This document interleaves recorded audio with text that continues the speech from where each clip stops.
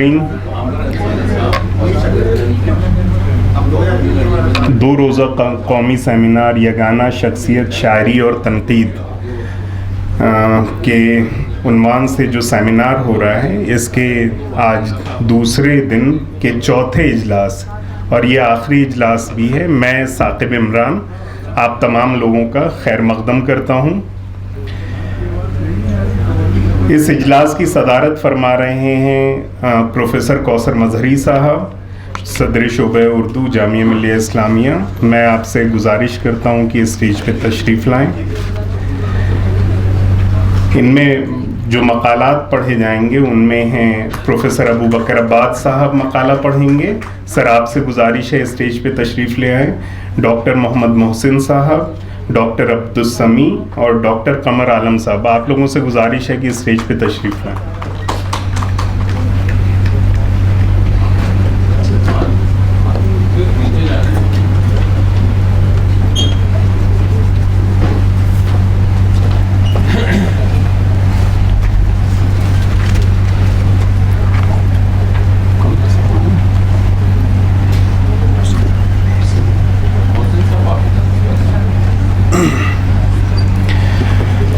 بلا کسی تاخیر کے صدر صاحب کی اجازت سے ہم شروع کرتے ہیں یہ اجلاس۔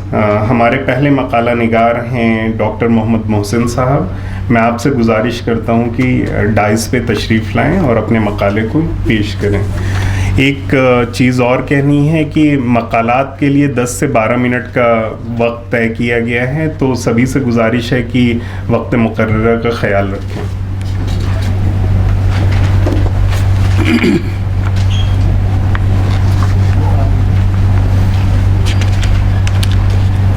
چونکہ وقت کو مختصر کر دیا گیا ہے، تیاری تو 15-20 منٹ کی تھی، لیکن کوشش یہی ہوگی کہ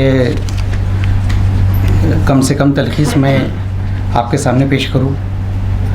غالب انسٹیٹیوٹ کے زیر اہتمام منعقد ہونے والے اس باوقار علمی و ادبی سیمینار جس کا عنوان ہے یگانہ شخصیت، شاعری اور تنقید میں اپنا مقالہ پیش کرنا میرے لیے بڑے اعزاز کی بات ہے۔ میں اپنے اس مقالے میں یگانہ چنگیزی کی شاعری میں تصور عشق کے ان فکری، روحانی اور انسانی پہلوؤں کا جائزہ پیش کرنے کی کوشش کروں گا جو ان کی شعری انفرادیت اور فکری عظمت کو نمایاں کرتے ہیں۔ یگانہ چنگیزی کے کچھ دواوین ہیں جن میں ہمیں ان کی جو عشقیہ شاعری ہے، غزلیں ہے، وہ ہمیں بطور نمایاں ملتی ہے۔ تو ان کے جو مجموعات ہے، خاص طور سے آیت وجدانی ہے، ترانہ ہے اور کلیات یگانہ ہے، جن سے ان کے فکری تنوع، اسلوبیاتی ندرت اور شعری عظمت کا بخوبی اندازہ ہوتا ہے۔ اگر یگانہ کے شعری مجموعہ کا گہرائی و گہرائی سے مطالعہ کیا جائے تو ان کی شاعری میں متعدد فکری و فنی جہاد نمایاں دکھائی دیتی ہے، جن میں بغاوت، خودی، انفرادیت، حقیقت نگاری، تلخی احساس اور تصور عشق خصوصی اہمیت رکھتے ہیں۔ میرے اس مقالے کا بنیادی موضوع بھی یگانہ کی شاعری میں تصور عشق کا مطالعہ ہے، کیونکہ عشق ان کے کلام کا ایک نہایت اہم اور معنی خیز عنصر ہے۔ اس میں کوئی دو رائے نہیں کہ اردو شاعری کی پوری روایت میں عشق کو بنیادی حیثیت حاصل رہی ہے۔ یہ جذبہ نہ صرف انسانی احساسات و کیفیات کی ترجمانی کرتا ہے بلکہ شاعری کو حسن، تاثیر اور معنوی وسعت بھی عطا کرتا ہے۔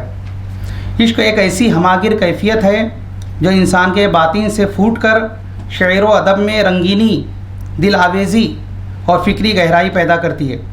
اردو شعراء نے عشق کو محض جذباتی واردات کے طور پر نہیں دیکھا بلکہ اسے انسانی اور روحانی زندگی کے ایک عظیم تجربے کے طور پر بھی پیش کیا ہے۔ ابتدائی اردو شاعری میں عشق زیادہ تر مجازی رنگ میں جلوہ گر ہوا ہے، جہاں محبوب کے حسن جمال، اس کی شوخی، بے اعتنائی اور عاشق کی وارفتگی کو مرکزی حیثیت حاصل رہی۔ بعد کے ادوار میں صوفیانہ فکر کے زیر اثر عشق حقیقی کا تصور بھی نمایاں ہوا، جس کے مطابق اصل محبت اللہ تعالیٰ سے وابستگی اور اس کی قربت کے حصول کو قرار دیا گیا۔ صوفی شعراء کے نزدیک عشق مجازی دراصل عشق حقیقی تک رسائی کا ایک اہم وسیلہ ہے۔ اگر ہم اردو کے عظیم شعراء خصوصاً میر تقی میر، مرزا غالب اور علامہ محمد اقبال کے ہاں تصور عشق کا جائزہ لیں تو معلوم ہوتا ہے کہ ہر شاعر نے اسے اپنی فکری پس منظر اور داخلی تجربے کے مطابق پیش کیا ہے۔ میر کے ہاں عشق سراپا درد و علم، محرومی اور شکستہ دلی ہے۔ ان کی شاعری میں عاشق کی بے بسی، تنہائی اور کرب و پریشانی نہایت مؤثر انداز میں پائی جاتی ہے۔ میر کا عشق سادگی اور خلوص کا آئینہ دار ہے، اسی لیے ان کے اشعار دل پر براہ راست اثر کرتے ہیں۔ غالب عشق کو محض جذباتی کیفیت نہیں بلکہ ایک فکری اور فلسفیانہ تجربہ قرار دیتے ہیں۔ ان کے یہاں عشق میں عقل و وجدان، حیرت و آگہی اور سوال و جستجو کی آمیزش دکھائی دیتی ہے۔ وہ عشق کو کبھی راضی ہستی، کبھی خود شناسی کا وسیلہ اور کبھی انسانی شعور کی گہرائیوں سے وابستہ حقیقت کے طور پر پیش کرتے ہیں۔ اس کے برعکس اقبال کے ہاں عشق ایک فعال، متحرک اور انقلابی قوت کی صورت اختیار کر لیتا ہے۔ ان کے نزدیک عشق انسان کو حرکت، خودی، جرت اور بلند ہمتی عطا کرتا ہے۔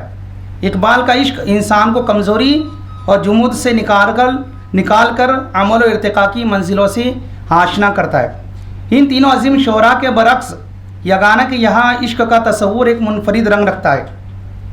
ان کی شاعری میں عشق محض جذباتی ہیجان یا روایتی غزل گوئی کا عنوان نہیں بنتا بلکہ ایک فکری اور انسانی تجربے کی حیثیت اختیار کر لیتا ہے۔ ان کے عشقیہ اشعار میں روایتی رومانیت کی جگہ فکری گہرائی اور حقیقت پسندی کا عنصر زیادہ نمایاں نظر آتا ہے۔ یگانہ نے خود بھی عشقیہ شاعری کو محض تفریح یا جذباتی دل بستگی کا وسیلہ تسلیم نہیں کیا۔ ان کا خیال تھا کہ شاعری کا مقصد محض حسن عشق کی داستان سرائی نہیں بلکہ انسانی زندگی کی تعمیر اور فکری بیداری بھی ہے۔ چنانچہ وہ لکھتے ہیں، ایک تھکا ماندہ شخص عاشقانہ کلام سے وقتی تفریح حاصل کر سکتا ہے مگر حیات انسانی کی تعمیر و توسیع اور قوم و ملت کی فلاح کے لیے محض عشقیہ غزل گوئی زیادہ اہمیت نہیں رکھتی۔ بحوالہ آیت وجدانی جدید صفحہ 225۔ اگرچہ یگانہ نے عشق سے بظاہر بے اعتنائی کا اظہار کیا لیکن ان کے اشعار میں عشق کی گہری اور ہماگیر موجودگی واضح طور پر درشاتی ہے۔ ان کے ہاں عشق کبھی روحانی واردات بن کر سامنے آتا ہے، کبھی انسانی کمزوری اور کبھی حیات انسانی کی ناگزیر حقیقت کے طور پر دکھائی دیتا ہے۔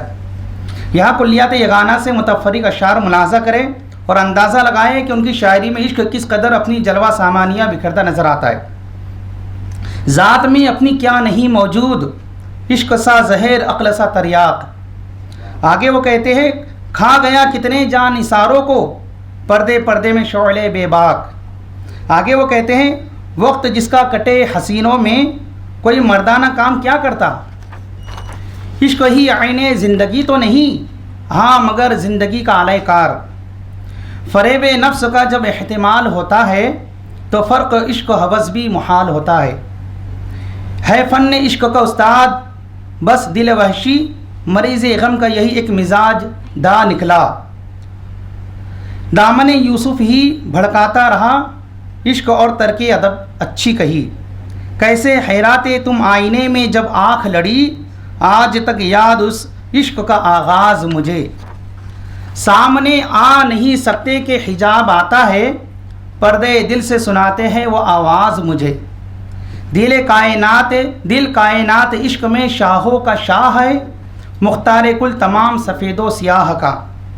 ثابت ہوا کسی پہ یہ جرم وفا کبھی، پر نہ کھلا عشق سراپا گناہ کا۔ یاس و حرما حسوزہ اشک خو داغ جنوں، حضرت عشق اور کیا اس کے سوا دینے لگے۔ ان تمام متفرق اشعار کو پڑھ کر یگانہ کے بارے میں یہ پختہ رائے قائم کی جا سکتی ہے کہ وہ مبتلا عشق نہ صحیح قدردان عشق ضرور تھے۔ یہی وجہ ہے کہ اتنی کثرت سے انہوں نے عشقی اشعار کہے ہیں کہ ہر چہار دانگ عالم میں ان کی عشقیہ شاعری کے چرچے اور تذکرے ہیں۔ ان کے اشعار میں عشق ایک ایسی قوت ہے جو انسان کو بے خودی عطا کرتی ہے، جبکہ عقل، توازن اور تدبر کی نمائندہ بن کر سامنے آتی ہے۔ ایک اور مقام پر عشق کی ناگزریت کا اعتراف کرتے ہوئے وہ کہتے ہیں، زنہار ترک لذت دنیا نہ کیجیے، ہرگز گناہ عشق سے توبہ نہ کیجیے۔ یہاں انہوں نے عشق کو انسانی زندگی کے اثر سرشاری اور معنویت قرار دیا ہے۔ اگرچہ اسے بظاہر گناہ کہا ہے، لیکن حقیقتاً یہی جذبہ زندگی کو حرارت اور تازگی بخشتا ہے۔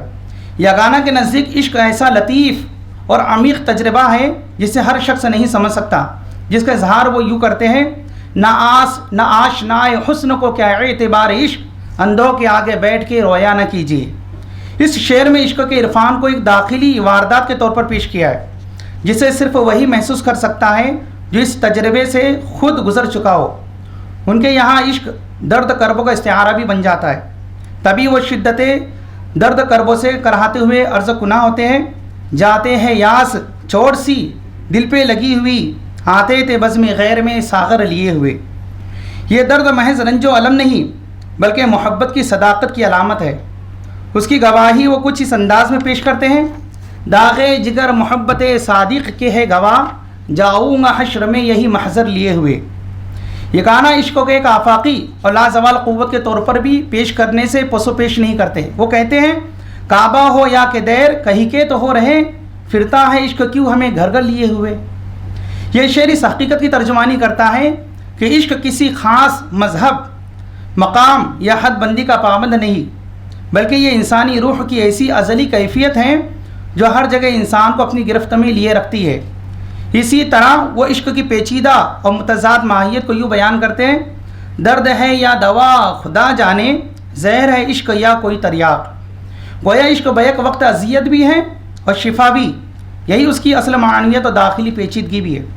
روحانی سطح پر عشق انسان کے باطن کو صیقل کرتا اور اسے محبوب حقیقی کے جلووں کا آئینہ دار بنا دیتا ہے۔ آگے وہ صوفیانہ رنگ و آہنگ میں سرشار اور مخمور ہو کر عرض کرتے ہیں: اعجاز عشق دیکھیے آئینہ دار جلوے جانا ہو گیا۔ یگانہ چنگیزی کے نزدیک عشق کی انتہا وہ کیفیت ہے جہاں انسان ظاہری دنیا کے علائق سے بے نیاز ہو کر ایک ایسی داخلی وارفتگی میں گم ہو جاتا ہے جس میں عقل، شعور اور احساس کی تمام بندشیں ٹوٹنے لگتی ہے۔ عشق عاشق کو خود فراموشی اور کامل انہماک کی اس منزل تک پہنچا دیتا ہے جہاں محبوب کا تصور باقی رہ جاتا ہے۔ اسی کیفیت کو یگانہ نے اس شعر میں نہایت مؤثر انداز میں بیان کیا ہے۔ شعر ملاحظہ کریں: کمال عشق ہے دونوں جہاں سے بے خبر ہونا، ہوا سے ظاہری و باطنی کا منتشر ہونا۔ اس شعر میں عشق کی انتہا اور وارفتگی کی کامل کیفیت کو نہایت مؤثر انداز میں پیش کیا ہے، جہاں عاشق دنیا و ما فیہا سے بے نیاز ہو کر صرف محبوب کے تصور میں گم ہو جاتا ہے۔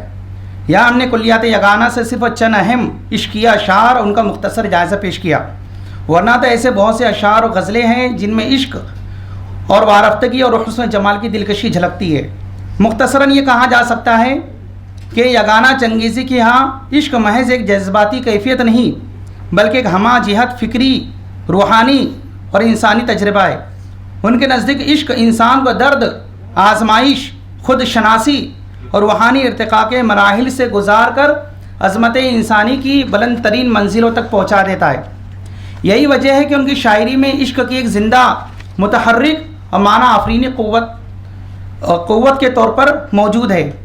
آخر میں اس بات پر میں اپنے مقالے کا اختتام کرنا چاہوں گا کہ غالب انسٹیٹیوٹ نے یگانہ چنگیزی پر سیمینار کر کے پوری قوم کی طرف سے فرض کفایہ ادا کرنے کے ساتھ ساتھ تلافی مآفات کی کوشش کی ہے، جس کے لیے ادارے کے تمام ذمہ داران، بالخصوص پروفیسر صدیق الرحمان قدوائی صاحب، میرے مشفق محترم ڈاکٹر ادریس احمد صاحب اور ان کے تمام رفقائے کار کی دل کی عطا گہرائیوں سے مبارکباد پیش ہے، جن کے انت تک محنت و کاوش سے اس منفرد سیمینار کا انعقاد عمل میں آیا۔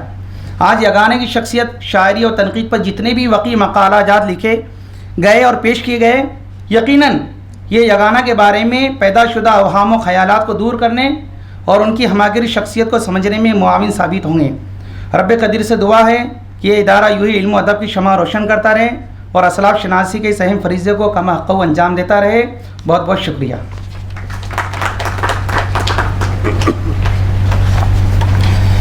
بہت شکریہ۔ یہ تھے ڈاکٹر محمد محسن صاحب، جن کے مقالے کا عنوان تھا یگانہ چنگیزی کی شاعری میں تصور عشق۔ ہمارے اگلے مقالہ نگار ہیں ڈاکٹر فیضان الحق صاحب۔ آپ نے پی ایچ ڈی شعبہ اردو جامعہ ملیہ اسلامیہ سے کی ہے اور اس وقت NCPUL میں کام کر رہے ہیں۔ ڈاکٹر فیضان الحق سے گزارش ہے کہ آئیں اور اپنے مقالے کا عنوان بھی بتائیں اور مقالہ پیش کریں۔ بہت شکریہ. میں ویسے تو یہ موقع نہیں تھا، لیکن ڈائریکٹر صاحب کا حکم ہوا اور میرے لیے یہ قطعی ناگہانی سی صورتحال ہے. میں بالکل تیار نہیں تھا، لیکن منموہن تلخ کے حوالے سے میں نے کام کیا ہے. میری کتاب 2023 میں سلسلہ ہوں صداؤں کے حرف بننے کا، منموہن تلخ کی شاعری کا تنقیدی مطالعہ منظر عام پر آئی. اور منموہن تلخ جیسا کہ ہم سب واقف ہیں یگانہ کے خاص شاگرد تھے، اور اس کا انہوں نے نہایت والہانہ انداز میں تذکرہ بھی کیا ہے. اپنی کتاب میں نے ایک باب یاس یگانہ چنگیزی اور منموہن تلخ کے حوالے سے قائم کیا. یہ مضمون کی شکل میں اردو دنیا میں بھی شائع ہوا. تو یہ 2022-23 میں نے اس پر جو کام کیا ہے 23 میں یہ مضمون شائع ہوا ہے. اسی صورت میں پیش کر رہا ہوں، اور کچھ ممکن ہے اس میں دشواریاں بھی آئیں، اس کے لیے میں پیشگی معذرت خواہ ہوں، شکر گزار بھی ہوں. منموہن تلخ جدید اردو غزل کے ایک اہم شاعر ہیں. عنوان ہے منموہن تلخ اور یاس یگانہ چنگیزی. منموہن تلخ جدید اردو غزل کے ایک اہم شاعر ہیں. ان کا شمار دہلی کے نمائندہ شاعروں میں ہوتا ہے. کمار پاشی اور منچندہ بانی جیسے متعدد شعراء نے ان سے مشورہ سخن لیا ہے. ان کی غزلوں کا رنگ میر تقی میر اور یاس یگانہ چنگیزی کے خاص اسلوب کو آگے بڑھاتا ہے. منموہن تلخ یاس یگانہ چنگیزی کے باضابطہ شاگرد تھے. ان دونوں کا رشتہ کافی گہرا ہے. یگانہ نے منموہن تلخ کو ہمیشہ عزیز رکھا اور ذاتی زندگی سے لے کر ادبی معاملات و مسائل کا بھی ان سے بلا تکلف اظہار کیا. تلخ کے نام لکھے گئے یگانہ کے خطوط، منموہن تلخ کے کالم اور یگانہ کے سلسلے میں کہی گئی تلخ کی نظم اور ربائی کا مطالعہ کرنے سے ان دونوں کے گہرے تعلقات کا علم ہوتا ہے. تلخ پر تبصرہ و تنقید کرنے والے کچھ بزرگ ناقدین نے اس بات کا ضرور ذکر کیا ہے کہ تلخ یگانہ کے شاگرد تھے، لیکن حیرت کی بات یہ ہے، یہ 2-4 سال قبل کے تناظر میں، لیکن حیرت کی بات یہ ہے کہ یگانہ پر کام کرنے والے بیشتر مؤلفین و مصنفین کو یہ خیال ہی نہیں آیا کہ یگانہ کے شاگردوں میں منموہن تلخ نام کا بھی کوئی شاعر ہے. شاگرد ہونے کی بات دور کی ہے. اگر کسی نے یگانہ کے خطوط کا بغور مطالعہ کیا ہوتا تو شاید اتنی بڑی بھول نہ ہوتی. اس سے معلوم ہوتا ہے کہ یگانہ کے سوانحی کوائف اور ادبی رشتوں پر ابھی بہت کام کیا جانا باقی ہے.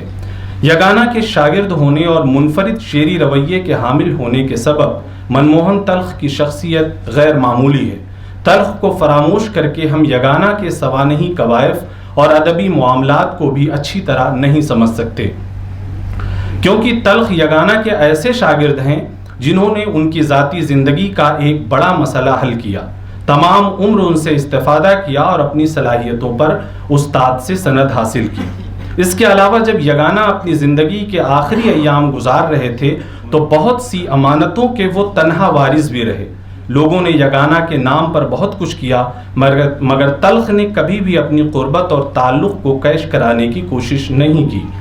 اسی صورتحال کا ذکر کرتے ہوئے ایک مقام پر وہ لکھتے ہیں، کوٹ، ادھر پچھلے 5-10 برسوں میں مرزا یگانہ پر جو کچھ بھی لکھا گیا ہے اس میں راقم الحروف کا کہیں ذکر تک نہیں ہے، نہ پاکستان کی تحریروں میں، نہ ہندوستان میں شائع ہونے والے مضامین میں.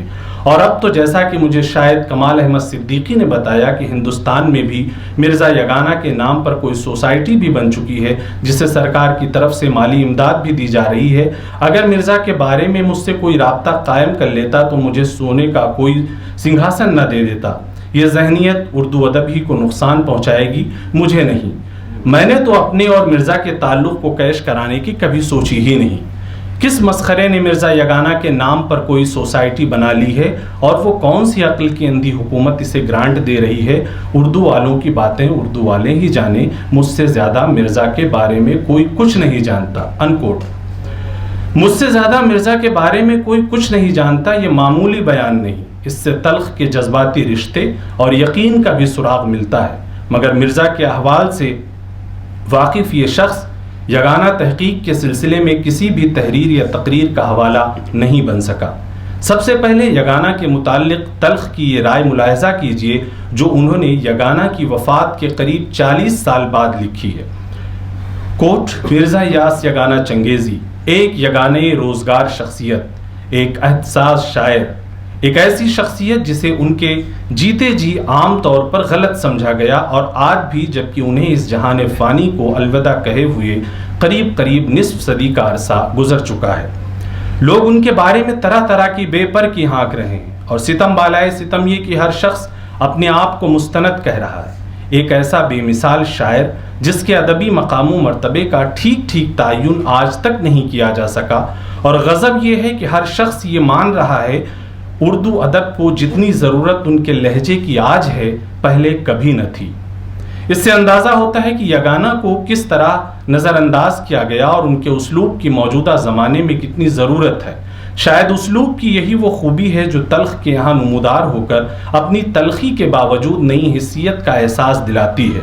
تلخ کو اس بات کا بھی یقین ہے کہ یگانہ اپنی خودسری کے باوجود جھگڑالو قسم کے انسان نہیں تھے، جیسا کہ ان پر طرح طرح کے الزامات عائد کر کے انہیں نظر انداز کر دیا جاتا ہے۔ وہ لکھتے ہیں، میر کی کجدائی یا دہلی والوں کی زبان میں میر کی کجی اردو ادب میں محاورہ بن چکی ہے۔ تنک مزاج مرزا یگانہ بھی کم نہ تھے، لیکن راہ چلتے لڑائی مول نہ لیتے تھے۔ راہ چلتے لڑائی مول نہ لینے کا مطلب واضح ہے۔ یگانہ کی شخصیت میں کوئی ایسا ٹیڑھ نہیں تھا جس کے سبب انہیں لان تان کیا جائے۔ ان کی ساری کجی علمی بنیادوں پر تھی۔ یہی وجہ ہے کہ تلخ جیسا خودسر شخص یگانہ کی سرپرستی قبول کر سکا۔ تلخ کے مربی اور اہم عروضداں فلک صاحب تلخ کے مزاج اور یگانہ کے فکر و کلام سے واقف تھے۔ انہیں اندازہ تھا کہ یگانہ کی سرپرستی میں تلخ کی آواز کو انفرادیت مل جائے گی۔ یہی وجہ ہے کہ تلخ کے ذہن میں یگانہ کو استاد بنانے کا خیال فلک صاحب کے مشورے سے آیا، اور وہ اس بات سے بہت خوش تھے۔ ایک بار انہوں نے تلخ سے کہا، تلخ، اگر مرزا یگانہ تمہیں شاگرد بنانا منظور کر لے تو کیا بات ہے؟ میں نے کہا تھا ان کے لائق کوئی غزل کہہ لوں، پھر ایک اور خط لکھ دوں گا۔ تلخ ایک مدت سے یگانہ کو استاد بنانے کا خواب دیکھ رہے تھے، لیکن اس کے لیے کوئی مناسب وقت درکار تھا۔ یگانہ کے نام انہوں نے پہلا خط ہفتہ وار اپنا دیش میں مضمون لکھنے کی درخواست کے طور پر لکھا تھا، لیکن اس سے استاد اور شاگرد کا تعلق قائم نہیں ہوا تھا۔ اسی سلسلے میں ایک مرتبہ جوش ملیح آبادی سے ملنے کے لیے دہلی آنا ہوا۔ اتفاق سے تلخ بھی وہاں پہنچ گئے، اور تلخ کو یگانہ کی شاگردی اختیار کرنے کا سنہری موقع ہاتھ لگ گیا۔ اس واقعے کو تلخ نے بہت ہی دلچسپ انداز میں تفصیل سے بیان کیا ہے۔ انہیں اپنے واقعے شاگردی کے تعلق سے سنت کبیر کا خیال آتا ہے۔ وہ لکھتے ہیں، مرزا جب 1952 میں واپس ہندوستان آئے تو ان کی بیگم کو ہندوستان آنے اور یہاں آزاد شہری کی حیثیت سے رہنے کی اجازت نہ ملی تھی۔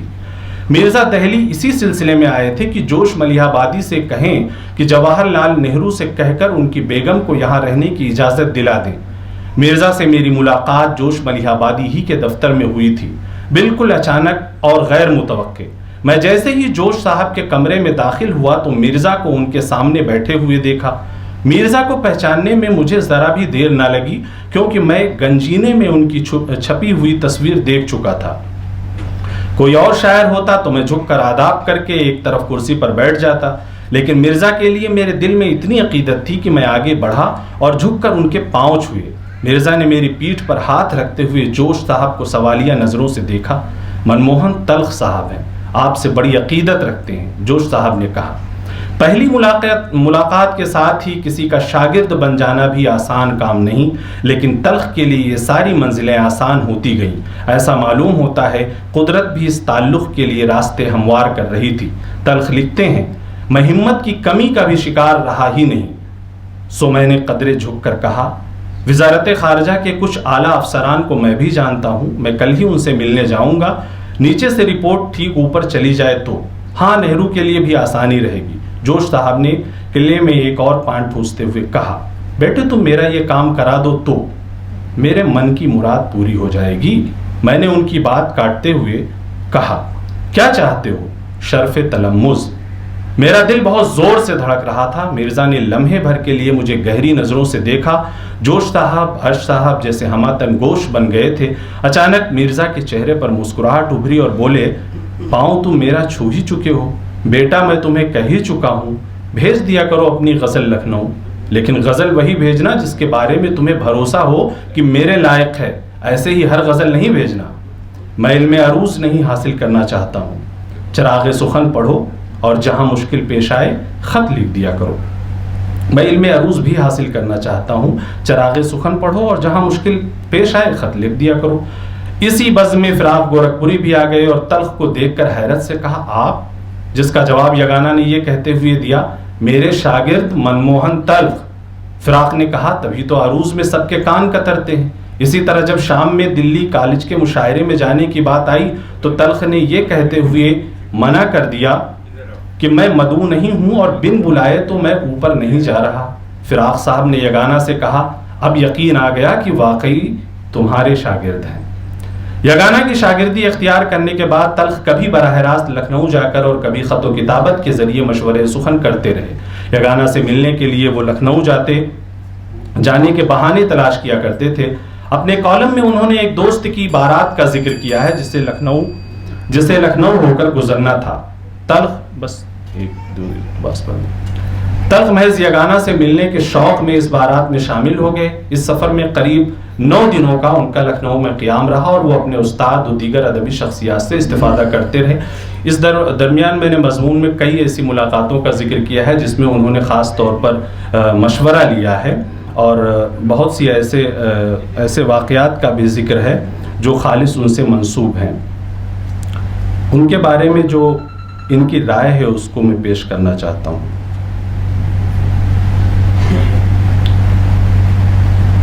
خطوط کے حوالے سے یگانہ نے خطوط میں تلخ کو بہت ہی پیار اور شفقت سے مخاطب کیا ہے۔ عام طور پر وہ عزیزی یا پیارے عزیز کہہ کر خطاب کرتے ہیں اور سلامتی کی دعاؤں کے ساتھ اپنا مدعا بیان کرتے ہیں۔ یگانہ نے تلخ سے اپنی بہت سی پریشانیوں اور مسائل کا ذکر کیا ہے اور مسئلہ حل ہونے پر شکریہ نامہ بھی لکھا ہے۔ مثلا ان کی اہلیہ کے ہندوستان کا شہری بننے کا قضیہ جب حل ہوا تو انہوں نے تلخ کو لکھا، تم نے میرے معاملے میں جو سعی و کوشش دوڑ دھوپ کی وہ مسلم ہے کیونکہ تمہارے دل کو لگی تھی۔ میری مصیبتوں سے تم واقف ہو، میں فقط یہ جاننا چاہتا تھا کہ اور کن بھلے آدمیوں نے تمہارا ہاتھ بٹایا، سو وہ بھی معلوم ہو گیا۔ مسٹر کرشن موہن کو خدا خوش رکھے اور مسٹر ستیندر سنگھ کا بھی ممنون ہوں۔ میں نے اس فقرے کا لطف اٹھایا ورنہ میرا ہاتھ اس کے منہ پر جا پڑتا۔ یہ میری زندگی کا پہلا اور آخری موقع تھا کہ میں مصلحت اندیش نکلا۔ شاباش، یہی چاہیے تھا۔ ہاں جن اصحاب نے تمہاری جدوجہد کا مضحکہ اڑایا وہ زیادہ تر قابل توجہ نہیں ہیں۔ آخر انہیں معلوم ہی ہو گیا ہوگا کہ یہ کام انجام پا گیا، خدا کا شکر ہے۔ مرزا یگانہ۔ یگانہ نے تلخ کے نام ایک خط میں صنف غزل کی اہمیت اور اس پر کیے جا رہے بیجا اعتراضات کے سلسلے میں اظہار خیال کیا ہے۔ خط پڑھ کر ایسا معلوم ہوتا ہے کہ شاید تلخ نے غزل کے متعلق یگانہ کی رائے جاننی چاہی تھی۔ اس خط میں یگانہ نے جوش ملیح آبادی کی غزل دشمنی پر بھی کڑی تنقید کی۔ وہ لکھتے ہیں، اب تک تمہیں غزل کے متعلق میری رائے معلوم نہ ہو سکی، بڑے تعجب کی بات ہے۔ عملی طور پر برت کر دکھایا، 40 برس تک مضامین لکھتا رہا، اب کیا کر سکتا ہوں؟ غزل کے خلاف جوش جو کچھ کہا کرتے ہیں اس کی کیا فی الحقیقت وہ غزل کو ایسا ہی سمجھتے ہیں یا محض لوگوں کو چڑھانے کے لیے کچ بحثی کرتے ہیں؟ کیا یگانہ کو دیکھنے کے بعد بھی انہیں غزل کا مرتبہ معلوم نہیں ہوا؟ اب آخر میں ایک ربائی جو انہوں نے یگانہ کے سلسلے میں، کیونکہ مضمون کافی طویل ہے اور ایسے بہت سے امور زیر بحث آئے ہیں، ان کے انتقال پر انہوں نے لکھا تھا، اس عمر پہ یوں موت تیری کیا ہے عجب، اس عمر پہ یوں موت تیری کیا ہے عجب، اے یاس و یگانہ تیرا مرنا ہے غضب، یوں جان پڑا جیسے کوئی یہ کہہ دے مینار قطب گر گیا ہے کل شب۔ بہت شکریہ۔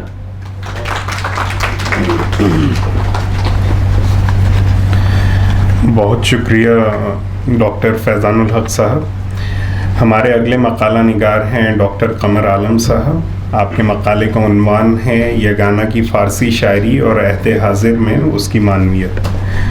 ڈاکٹر قمر عالم صاحب۔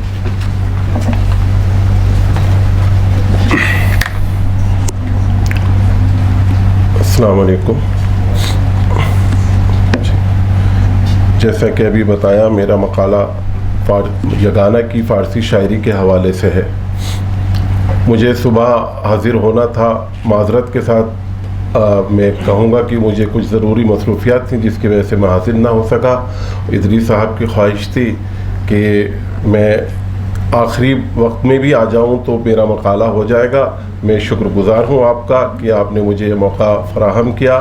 تمام سامعین کا، حاضرین کا شکریہ. صدر مجلس کی اجازت سے اردو ادب کی تاریخ میں ایسے متعدد شعراء ملتے ہیں جنہوں نے اردو کے ساتھ فارسی میں بھی اظہار خیال کیا، لیکن ان میں بعض شخصیات ایسی ہیں جن کی فارسی شاعری ابھی تک مطلوب توجہ حاصل نہیں کر سکی. مرزا یاس یگانہ چنگیزی انہی اہم شعراء میں سے ایک ہیں. یگانہ بنیادی طور پر اردو کے ایک منفرد، خوددار اور باغیانہ لہجے کے شاعر کے طور پر جانے جاتے ہیں، تاہم ان کی فارسی شاعری بھی ان کی تخلیقی شخصیات کا نہایت اہم پہلو ہے. ان کی فارسی غزلوں اور رباعیات میں جہاں کلاسیکی فارسی روایت کی بازگشت سنائی دیتی ہے، وہیں ایک آزاد ذہن، خود آگاہ شخصیت اور اثری شعور کی جھلک بھی نمایاں نظر آتی ہے. یگانہ کی شاعری کا بنیادی وصف انفرادیت ہے. انہوں نے روایت کی اندھی تقلید کے بجائے اپنی فکری راہ خود متعین کی. یہی وجہ ہے کہ ان کے کلام میں خود شناسی، آزادی فکر، انسانی وقار، داخلی اضطراب اور روحانی جستجو جیسے موضوعات بار بار سامنے آتے ہیں. ان کی فارسی شاعری بھی انہی فکری عناصر سے لبریز ہے.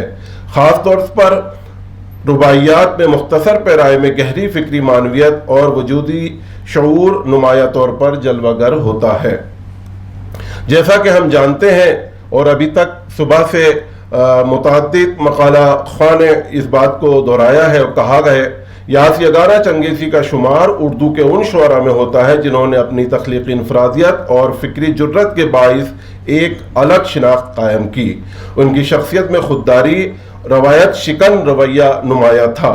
انہوں نے ادبی دنیا میں مروجہ تقلیدی رجحانات کو قبول کرنے کے بجائے اپنی فکری آزادی کو مقدم رکھا. یہی انفرادیت ان کی فارسی شاعری میں بھی پوری قوت کے ساتھ سامنے آتی ہے. یگانہ کی فارسی دانی محض رسمی یا لسانی نوعیت کی نہیں تھی، بلکہ وہ فارسی ادب کی کلاسیکی روایت، اس کے شعری مزاج اور فکری جہاز سے گہری واقفیت رکھتے تھے. ان کے فارسی اشعار سے اندازہ ہوتا ہے کہ انہوں نے حافظ، سعدی، خیام اور بیدل جیسے فارسی شعراء کے اسالیب اور فکری رویوں کا عمیق مطالعہ کیا تھا، تاہم انہوں نے ان کی تقلید ہی نہیں کی بلکہ اپنی انفرادی آواز کو بھی برقرار رکھا.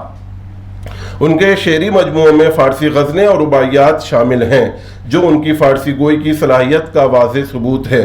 ان کے مجموعہ کلام آیات وجدانی میں شامل فارسی غزلیں ان کی داخلی تجربات، فکری اضطراب اور وجودی شعور کی نمائندگی کرتی ہیں، جبکہ ترانہ میں شامل رباعیات ان کے فلسفیانہ رجحان اور فکری خود مختاری کی آئینہ دار ہیں. فارسی ادب میں غزل ایک ایسی صنف سخن ہے جس نے صدیوں تک انسانی جذبات، عشق، تصوف اور فلسفیانہ احساسات کو نہایت لطیف اور دلاویز انداز میں پیش کیا. یگانہ چنگیزی نے اسی روایت سے وابستہ رہتے ہوئے فارسی غزل کو اپنے داخلی تجربے اور فکری شعور کا وسیلہ بنایا. ان کی غزلوں میں روایت کی جمالیات بھی موجود ہیں اور جدید ذہنی اضطراب بھی. یگانہ کی فارسی غزلوں کا سب سے نمایاں وصف داخلی سچائی ہے.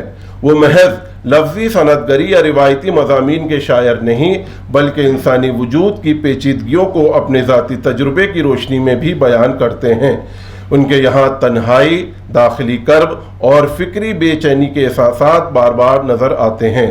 مثال کے طور پر ان کی یہ فارسی غزل ملاحظہ ہو: من کے برنمی تابم درد زیستن تنہا، صبح دم چسا بینم شمع انجمن تنہا، ذوق می تواں دانست رنگ حسن نادیدہ، شاہدیست غمازی بوئے پیرہن تنہا، طرفہ محشری دارت از فریب فردائے، زندہ زیر پیراہن مردہ در کفن تنہا، اے کہ کارہا کر دی مدفنی مہیا کن، تابکی نہان دارد عیب من کفن تنہا، رہبران خود گمراہ جز دعا چے فرمایم، پا شکستہ و حیران ماندے در وطن تنہا، نا خدا ز من بے گزر سوئے دیگران بنگر، کار من بے دریا در دست و پا زدن تنہا۔ اس غزل میں یگانہ نے انسانی وجود کی تنہائی کو نہایت گہرے اور مؤثر انداز میں پیش کیا ہے۔ شمع انجمن اور فانوس جیسی علامتیں اس حقیقت کی نمائندگی کرتی ہیں کہ انسان ہجوم میں رہتے ہوئے بھی اپنی ذات میں تنہا رہ جاتا ہے۔ اسی طرح یگانہ کی غزلوں میں خودشناسی اور فکری خود مختاری کا تصور بھی نمایاں ہے، جیسا کہ یہ غزل: منم کے آئینہ حق نما برائے خودم، منم کے مشتری جن سے بے بہائے خودم، منم کے چارگر و درد آشنائے خودم، منم کے درد خدا دارم دوائے خودم، منم کے سر نمی آرم بے سجدہ ناحق، منم کے در رہے حق محو نقش پائے خودم، منم کے منتظر انقلاب می باشم، منم کے سلسلہ جنبان غم برائے خودم، قد ہزار فتنہ بپا گشت و من خبر نشدم، ہزار کوہ شد از جائے و من بجائے خودم، منم کے لکھنؤ را جان تاز دادم، منم کے لکھنؤ را جان تاز دادم، منم خدائے سخن یاس و نا خدائے خودم۔ ان اشعار میں یگانہ کی خود آگاہی اور فکری استقلال نمایاں ہے۔ وہ انسان کو ایک خود مختار اور باوقار ہستی کے طور پر دیکھتے ہیں جو باطل قوتوں کے سامنے سر تسلیم خم نہیں کرتا۔ یہ رجحان ان کی شاعری کو محض جمالیاتی اظہار سے بلند کر کے فکری اور تہذیبی معنویت ادا کرتا ہے۔ یگانہ کی اس غزل میں دراصل ایک ایسے باشعور اور خود آگاہ انسان کا تصور سامنے آتا ہے جو اپنی داخلی قوت، فکری آزادی اور روحانی خود مختاری پر یقین رکھتا ہے۔ یگانہ نے اس غزل میں خودی کو محض انفرادی غرور یا شخصی دعوے کے طور پر پیش نہیں کیا، بلکہ اسے انسانی وقار، حق شناسی کی علامت بنایا ہے۔ وہ بار بار منم کی تکرار کے ذریعے اپنی ذات کی بازیافت اور فکری استقلال کا اظہار کرتے ہیں۔ یہ اسلوب نہ صرف ان کی شخصیت کی قوت کا آئینہ دار ہے، بلکہ اس بات کی بھی علامت ہے کہ یگانہ انسان کو خارجی سہاروں کے بجائے اپنی داخلی آگاہی پر اعتماد کرنے کی تلقین کرتے ہیں۔ اس غزل کے مختلف اشعار میں یگانہ نے درد، تنہائی، حق پسندی اور روحانی اضطراب کو انسانی شعور کی بالیدگی کا ذریعہ قرار دیا ہے۔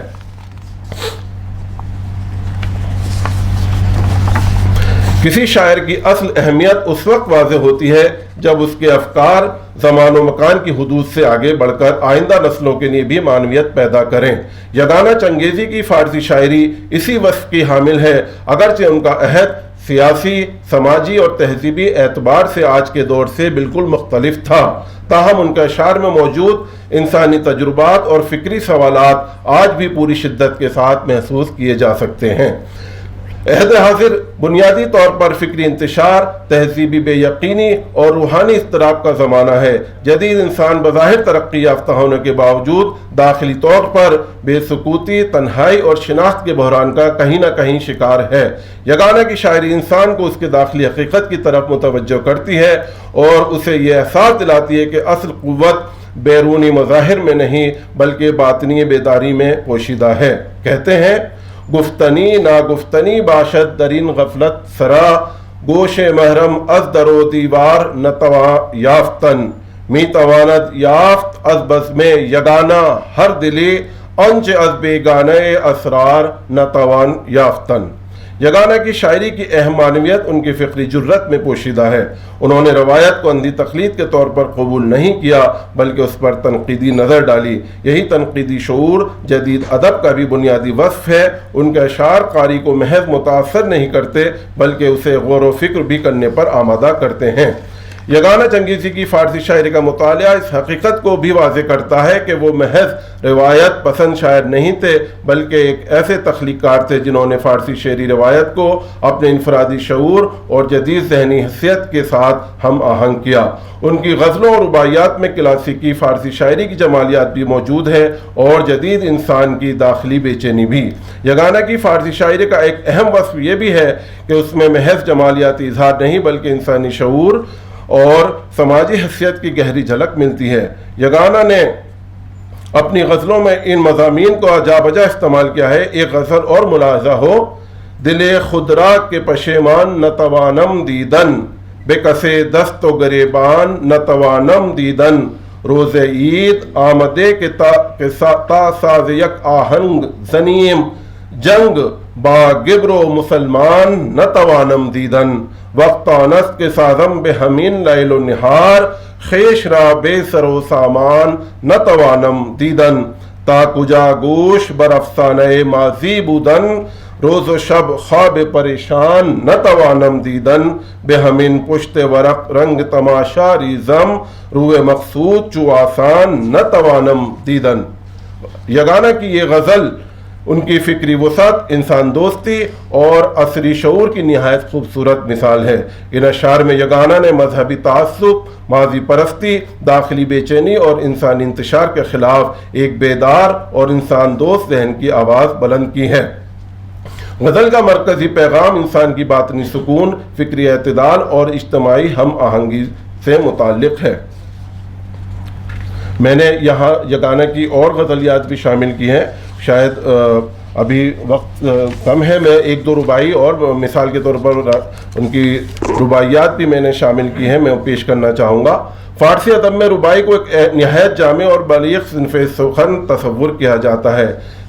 ربائی کی تعریف ہے، اس کے بعد میں نے یگانہ کی جو یہاں رباعیات شامل کی ہیں اس میں ایک میں پڑھتا ہوں۔ کاریست کے از دست یگانہ شدنیست ان مرد کے یکتائے زمانہ شدنیست برباد دہد دفتر پارین شدنی را غالب پس امروز فسانہ شدنیست۔ یگانہ چنگیزی کی یہ ربائی ان کی فکری خود اعتمادی، تخلیقی انفرادیت اور ادبی بغاوت کی نہایت واضح ترجمان ہے۔ اس ربائی میں انہوں نے اپنی شعری شعور اور تخلیقی مقام کو نہایت جرأت مندانہ انداز میں پیش کیا ہے۔ پہلے مصرعے میں جیسا کہ یگانہ کہتے ہیں، اس یقین کا اظہار کرتے ہیں کہ وہ ایک ایسا تخلیقی کارنامہ انجام دینے والے ہیں جو صرف ان کی ذات سے ہی وابستہ ہے۔ یہاں یگانہ صرف تخلص نہیں بلکہ انفرادیت، غیر معمولی صلاحیت اور تخلیقی امتیاز کی علامت بن جاتے ہیں۔ دوسرے مصرعے میں بھی وہ اپنی شخصیت کو عہد کے ایک منفرد اور غیر معمولی فرد کے طور پر ہی پیش کرتے ہیں۔ یگانہ کا دعویٰ ہے کہ نئی تخلیقی قوتیں پرانی روایتوں کو پیچھے چھوڑ دیتی ہیں۔ غالب پس امروز فسانہ شدنیست بظاہر ایک جرأت مندانہ ادبی اعلان ہے، لیکن اس کا مقصد محض غالب کی نفی نہیں بلکہ اپنی تخلیقی خود مختاری کا بھی اظہار ہے۔ یگانہ دراصل یہ باور کرانا چاہتے ہیں کہ ادب جامد نہیں ہوتا بلکہ ہر عہد نئی حیثیت، نئی فکر اور نئے اسلوب کا تقاضا بھی کرتا ہے۔ یہ ربائی یگانہ کی باغیانہ فکر، خود آگاہی اور روایت شکن ذہن کی نمائندہ ہے۔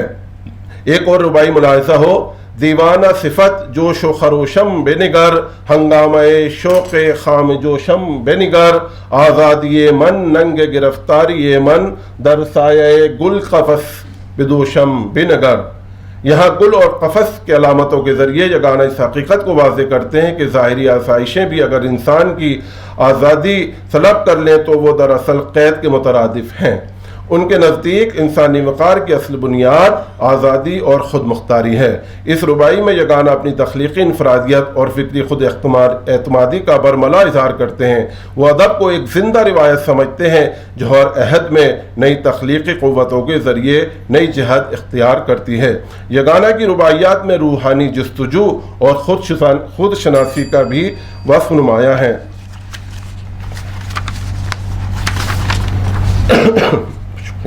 مختصر یہ کہا جا سکتا ہے کہ یاس یگانہ چنگیزی کی فارسی شاعری ان کی ہمہ جہت ادبی شخصیت کا ایک اہم اور قابل قدر پہلو ہے۔ ان کی فارسی غزلوں اور رباعیات فکری گہرائی، داخلی صداقت اور شعری انفرادیت کے اعتبار سے خصوصی اہمیت رکھتی ہیں۔ کلام میں خودشناسی، آزادی فکر، وجودی تنہائی اور انسانی وقار جیسے موضوعات نہایت مؤثر انداز میں سامنے آتے ہیں۔ یگانہ کی فارسی شاعری کی اہمیت اس بات میں مضمر ہے کہ وہ انسان کو اپنی داخلی دنیا سے آشنا کرتی ہے اور اسے فکری بیداری، روحانی آگہی اور خود مختاری کا بھی شعور عطا کرتی ہے۔ مختصر یہ کہا جا سکتا ہے کہ یاس یگانہ چنگیزی کی فارسی شاعری اردو اور فارسی ادبی روایت کے درمیان ایک اہم تخلیقی پل کی حیثیت رکھتی ہے۔ ان کا کلام آج بھی فکری تازگی، معنوی گہرائی اور انسانی صداقت کے باعث قابل مطالعہ ہے اور نئی نسل کے لیے ایک اہم ادبی اور فکری سرمایہ کی حیثیت بھی رکھتا ہے۔ یگانہ کے ان اشعار پر میں اپنے مقالے کا اختتام کرتا ہوں۔ الوداع اے حسن و عشق کفر مشرب، الوداع ماض فیض بے دلی داریم ایمانی دیگر، غفلت جاوید دارت رنگ خواب سرمدی، جلوہ فردا بے چشم ما شبستانی دیگر، ہر کثیرہ بہر واشد ز فیضان بہار، دست من رنگین ز خار و گل بے دامانی دیگر، زندہ در گوریم و شاید زندہ جاوید ہم، جرعی خوردیم یاس از آب حیوانی دیگر۔ میں تمام حضرات کا شکریہ ادا کرتا ہوں، بالخصوص ڈائریکٹر غالب انسٹیٹیوٹ ڈاکٹر ادریس احمد صاحب کا کہ مجھے انہوں نے بلایا اور یگانہ جیسا کہ کل سے کہا گیا ہے کہ فراموش شاعر کو پڑھنے کا موقع دیا، اور خاص طور سے ان کی فارسی شاعری کو میں نے پہلی بار دیکھا تھا۔ اگر مجھ سے اس میں کچھ کوتاہی ہو پیش کرنے میں معذرت خواہ ہوں۔ شکریہ۔ بہت شکریہ ڈاکٹر قمر عالم صاحب۔ ہمارے اگلے مقالہ نگار بنارس BHU سے تشریف لائیں، بنارس ہندو یونیورسٹی سے ڈاکٹر عبدالسمیع صاحب۔ آپ کے مقالے کا عنوان ہے یگانہ کی مکتوب نگاری۔ آپ سے گزارش ہے کہ اسٹیج دائس پہ تشریف لائیں۔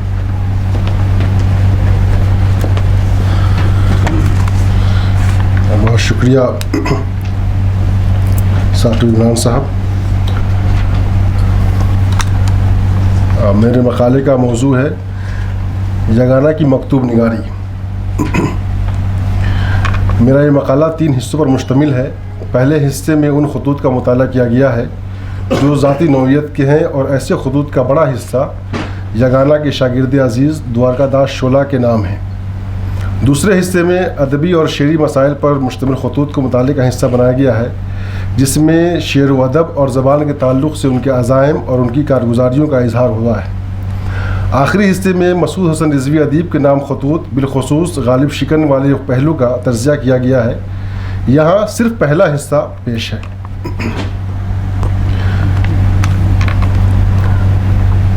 یگانہ کے ساتھ ایک بات یہ بتانی تھی کہ میرا جو پہلا تعارف یا ادبی تعارف یا پہلا مضمون میں نے لکھا تھا وہ باقر مہدی کی یگانہ پسندی کے عنوان سے لکھا تھا، اور مجھے یاد ہے 2010 میں یہ مضمون شائع ہوا تھا اردو دنیا میں۔ استاد محترم کوثر مظہری صاحب نے یہ مضمون ان تک پہنچا ہوگا تو انہوں نے کہا کہ یہ موضوع تمہیں کس نے بتایا؟ ضرور سرور نے بتایا ہوگا۔ آج انہوں نے کہا کہ انہیں بھی یہی موضوع دیا گیا، اور انہوں نے اس تعلق سے بہت اچھا مقالہ پیش کیا۔ میں یہاں اپنا مقالہ شروع کرتا ہوں کہ یگانہ کے خطوط پہلی مرتبہ کب اور کہاں پڑھے تھے یہ تو یاد نہیں، لیکن نیر مسعود کی کتاب یگانہ حوالہ و آثار میں منقول یگانہ کے خطوط کے اقتباسات، نیر مسعود کی مرتبہ کتاب خطوط مشاہیر بنام سید مسعود حسن رضوی ادیب میں شامل یگانہ کے 11 خطوط، اور غالب شکن میں موجود بطور مقدمہ ایک طویل خط 2009-10 کے آس پاس میرے مطالعے میں آئے۔ یگانہ سے دلچسپی گریجویشن کے زمانے میں قائم ہو گئی تھی۔ اردو غزل اور ربائی کا ایسا توانا لہجہ جس میں کجی اور انانیت کا عناصر شامل ہیں، اور تقریب و تعمیر کے درمیان مقتدرہ سے نبرد آزما ہونے کا حوصلہ فراہم کرتے ہیں۔ نوجوانی کے عالم میں اس قسم کے جوش و جذبے کافی متاثر کن معلوم ہوتے ہیں۔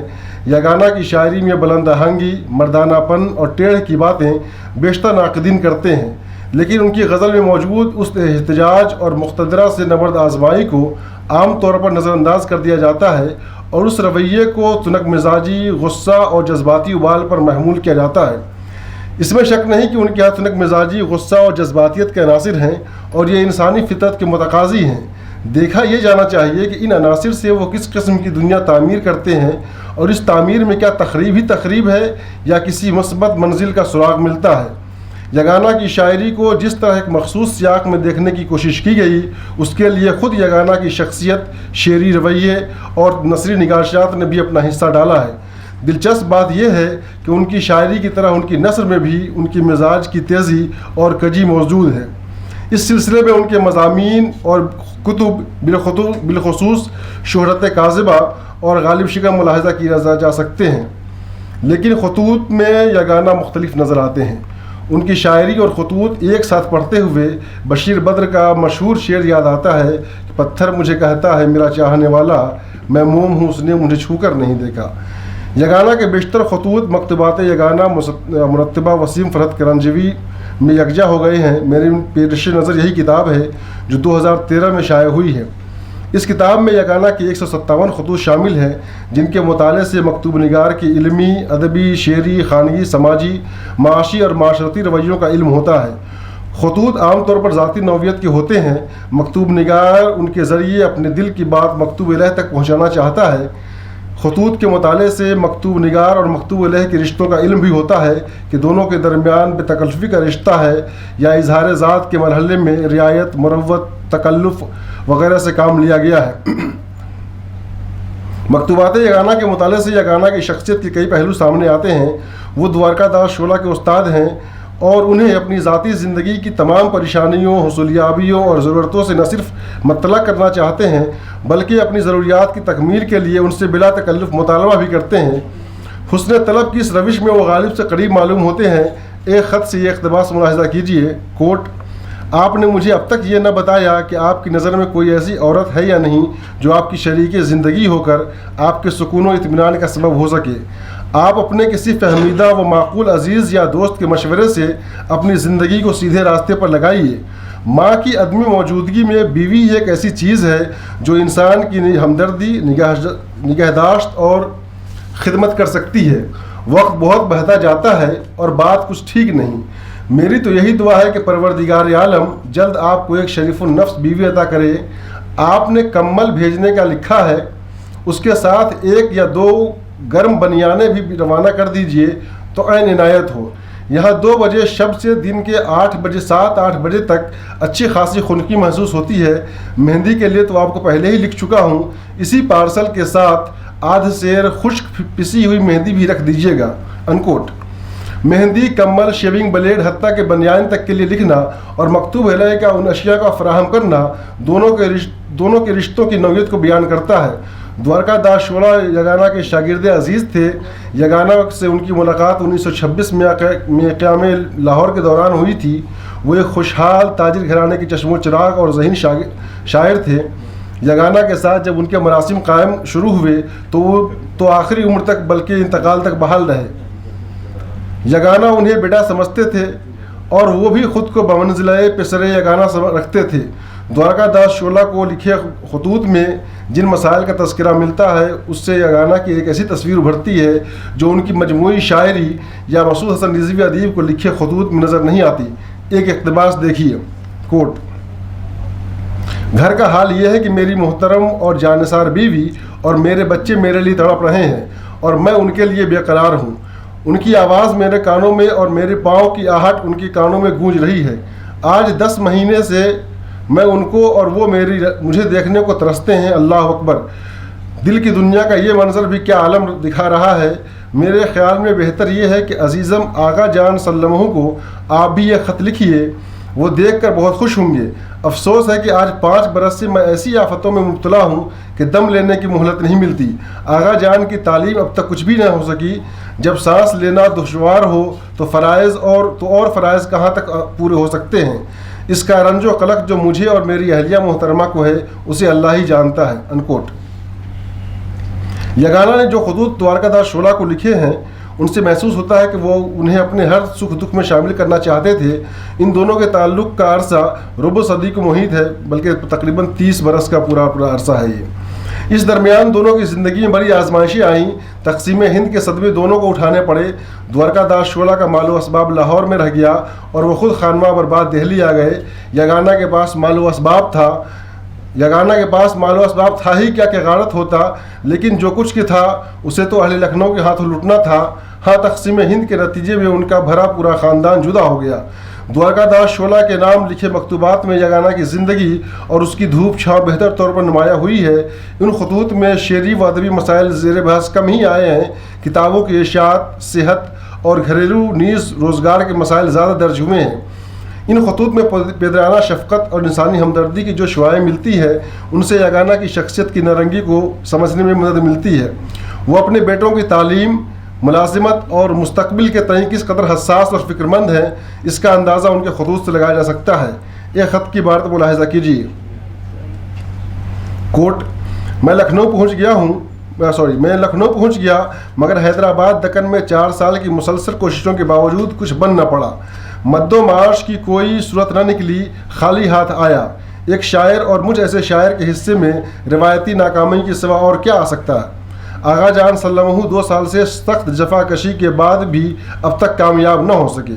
گزشتہ اپریل میں ذوالفقار علی شاہ بخاری نے بمبئی ریڈیو میں انہیں اناؤنسر کی جگہ دے دی تھی، جس سے کچھ امید بدھی تھی کہ آغا جان کچھ ہم لوگوں کی مدد کر سکیں گے اور اس طرح تمہارے کاندھوں سے کچھ بوجھ اتر جائے گا۔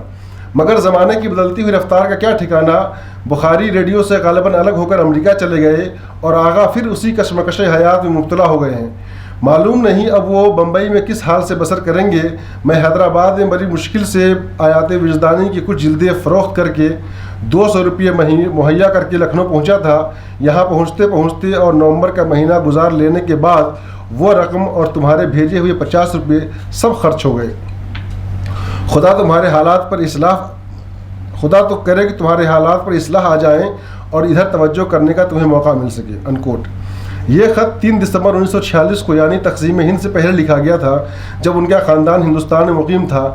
6 برس بعد 6 دسمبر 1952 کو پھر ایسا ہی یہ خط لکھا گیا، جس میں آغا جان کی بے روزگاری کا تذکرہ ہے۔ ہندوستان تقسیم ہو چکا تھا، دونوں ملکوں کو آزادی مل چکی تھی۔ تقسیم کا زخم بھرا نہیں تھا، البتہ اس پر 5 برس کی خرند جم چکی تھی، لیکن عام لوگوں کی حالات میں کوئی خاص تبدیلی نہیں آئی تھی، بلکہ حالت مزید دیگرگوں ہو چلی تھی۔ یگانہ دوارکا داس شولا کو لکھتے ہیں، کوٹ: پیارے عزیز سلامت رہو، جب سے پڑا ہوں تو اب تک اٹھا نہیں۔ 2-1 دن بخار کم ہوا، تیسرے دن پھر آ گیا، پھر وہی طاقت اب اتنی نہیں کہ جلدی سے پلٹ آئے۔ غذا و لقمے زیادہ کر لوں تو الٹا نقصان پہنچے۔ خیر یہی ہے اور رہے گی۔ کھانسی کی وہ شدت کے علمان، کیا کہوں راتیں کیوں کر کٹتی ہیں۔ کہنا یہ ہے کہ بیچارے آغا جان کی طرف جلد توجہ کرو، ایسا نہ ہو کہ تمہارا یہ بھائی بے روزگاری کے ہاتھوں خدا نخواستہ ذہنی اعتدال کھو بیٹھے۔ وہ آج کل کراچی میں ہیں۔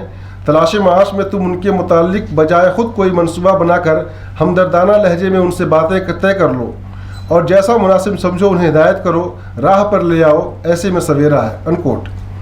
بے روزگار بیٹے کے لیے یگانہ نے کس بے بسی اور آرزومندی سے اپنے بیٹے نما شاگرد کو یاد کیا ہے اور جیسی گزارش کی ہے وہ دیدنی ہے۔ انسانی شرشت کی بنیاد پر یہ کہا جا سکتا ہے کہ یگانہ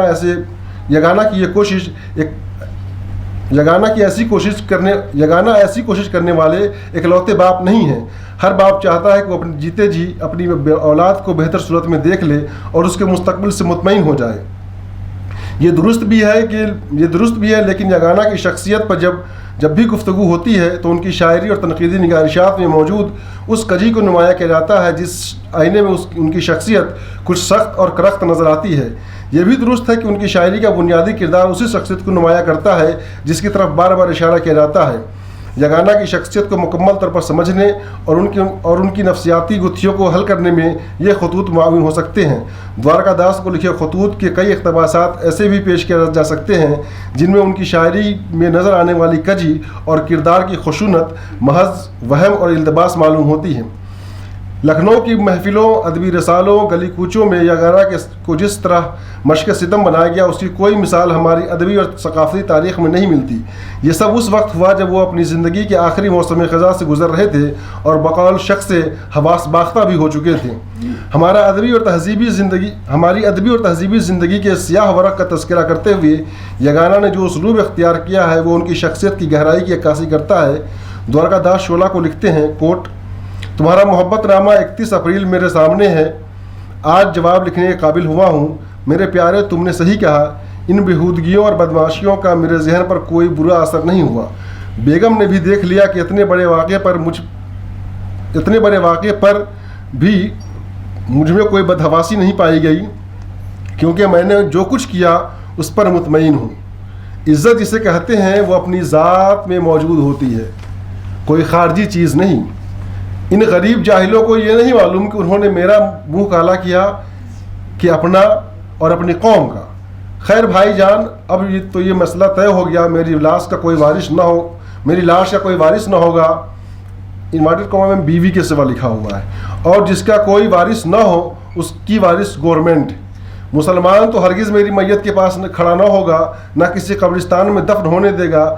آگے تم جانو تمہیں اس بارے میں کیا کرنا چاہیے۔ میں اب سارے محلے، سارے لکھنؤ سے کٹ آف ہوں۔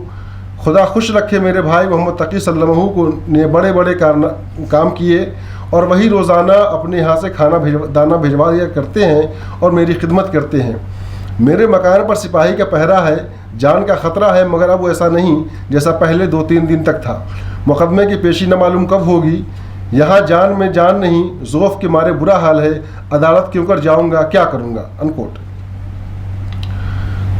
ذاتی نوعیت کے چند خطوط بلند اقبال، آغا جان اور مسعود حسن رضوی ادیب کے نام بھی ہیں۔ ان سے یہ بھی یگانہ کی اس شخصیت کا اظہار ہوتا ہے جس کی طرف گزشتہ سطور میں اشارہ کیا گیا ہے۔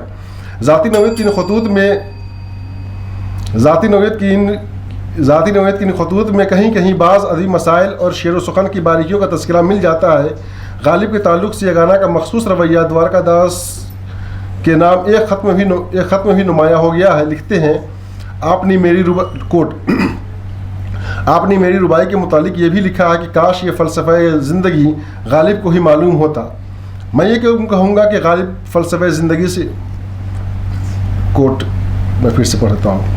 آپ نے میری ربائی کے متعلق یہ بھی لکھا ہے کہ کاش یہ فلسفہ زندگی غالب کو ہی معلوم ہوتا۔ میں یہ کہوں گا کہ غالب فلسفہ زندگی سے آشنا ضرور تھے، مگر اسے کیا کیجیے کہ وہ بیان پر کافی قدرت نہ رکھتے تھے۔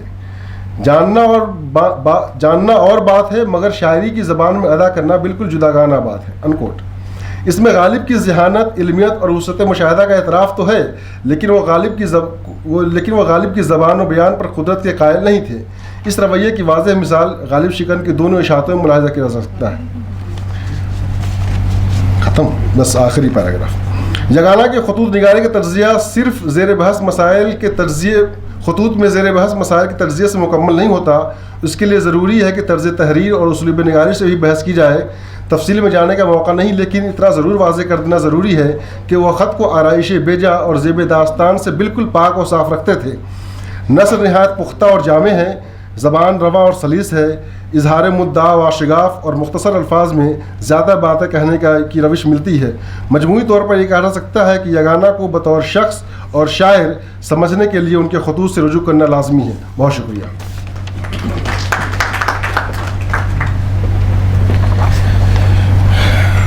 بہت شکریہ ڈاکٹر عبدالسمیع صاحب۔ اب ہمارے اگلے مقالہ نگار ہیں پروفیسر ابو بکر عباد صاحب۔ آپ کے مقالے کا عنوان ہے غالب، یگانہ اور لکھنؤ۔ بہت شکریہ ثاقب صاحب۔ اچھی بات یہ ہے کہ ریسرچ اسکالرس کی تعداد زیادہ ہے، اور اس سے بھی زیادہ اچھی بات یہ ہے کہ گرلس ریسرچ اسکالرس جو ہیں وہ خاصی تعداد میں ہیں۔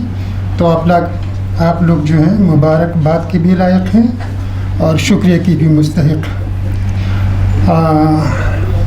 12 منٹ کا آپ نے وقت مقرر کیا ہے، اور اگر صدر صاحب اپنے وقت سے 3-3.5 منٹ مجھے عنایت کر دے تو مضمون پورا ہو جائے گا۔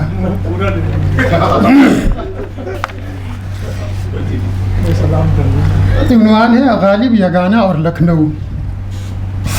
مرزا واجد حسین کا پہلا تخلص یاس تھا، لیکن جب عظیم آباد کے ایک مشاعرے میں سنایا گیا ان کا یہ قطعہ ہمدم لکھنؤ میں شائع ہوا، جان سے بڑھ کر سمجھتے ہیں مجھے یاس اہل دل، آبروئے لکھنؤ خاک عظیم آباد ہوں۔ لکھنؤ کے فیض سے ہیں 2 سہرے میرے سر، ایک تو استاد یگانہ دوسرے داماد ہوں۔ تو اہل لکھنؤ، آبروئے لکھنؤ اور خاک عظیم آباد والے مصرے پر چراغ پاؤ اٹھے۔ یاس کو یہ بات پسند نہ آئی کہ اہل لکھنؤ سے ان کی تعلی بھی برداشت نہیں ہوتی، سو انہوں نے آخری مصرے میں بطور صفت استعمال ہونے والے لفظ یگانہ کو رد عمل کے طور پر اپنا تخلص بنا لیا۔ گویا اس طرح اہل لکھنؤ اور یاس یگانہ کے بیچ آئندہ پیش آنے والے افسوسناک مارکے کی ایک دلچسپ ادبی بنیاد پڑی۔ خود یگانہ لکھنؤ کی غزلوں میں رائج الوقت مرثیے کی یاسیت، شاعروں میں بیجا غریب پرستی اور اہل لکھنؤ کے زباندان اور سخنور ہونے کے دعووں سے خوش نہیں تھے۔ اس عہد کے ممتاز شعراء صفی، عزیز، ثاقب اور معشر غالب کے ہمنوا تھے اور اپنے عہد کی آبرو۔ یگانہ نے ان سب سے منفرد لب و لہجہ اپنایا، اس زمانے کی شاعری اور شاعروں کو نشانہ بنایا اور لکھنوی شاعروں کی زبان و بیان کو چیلنج کیا۔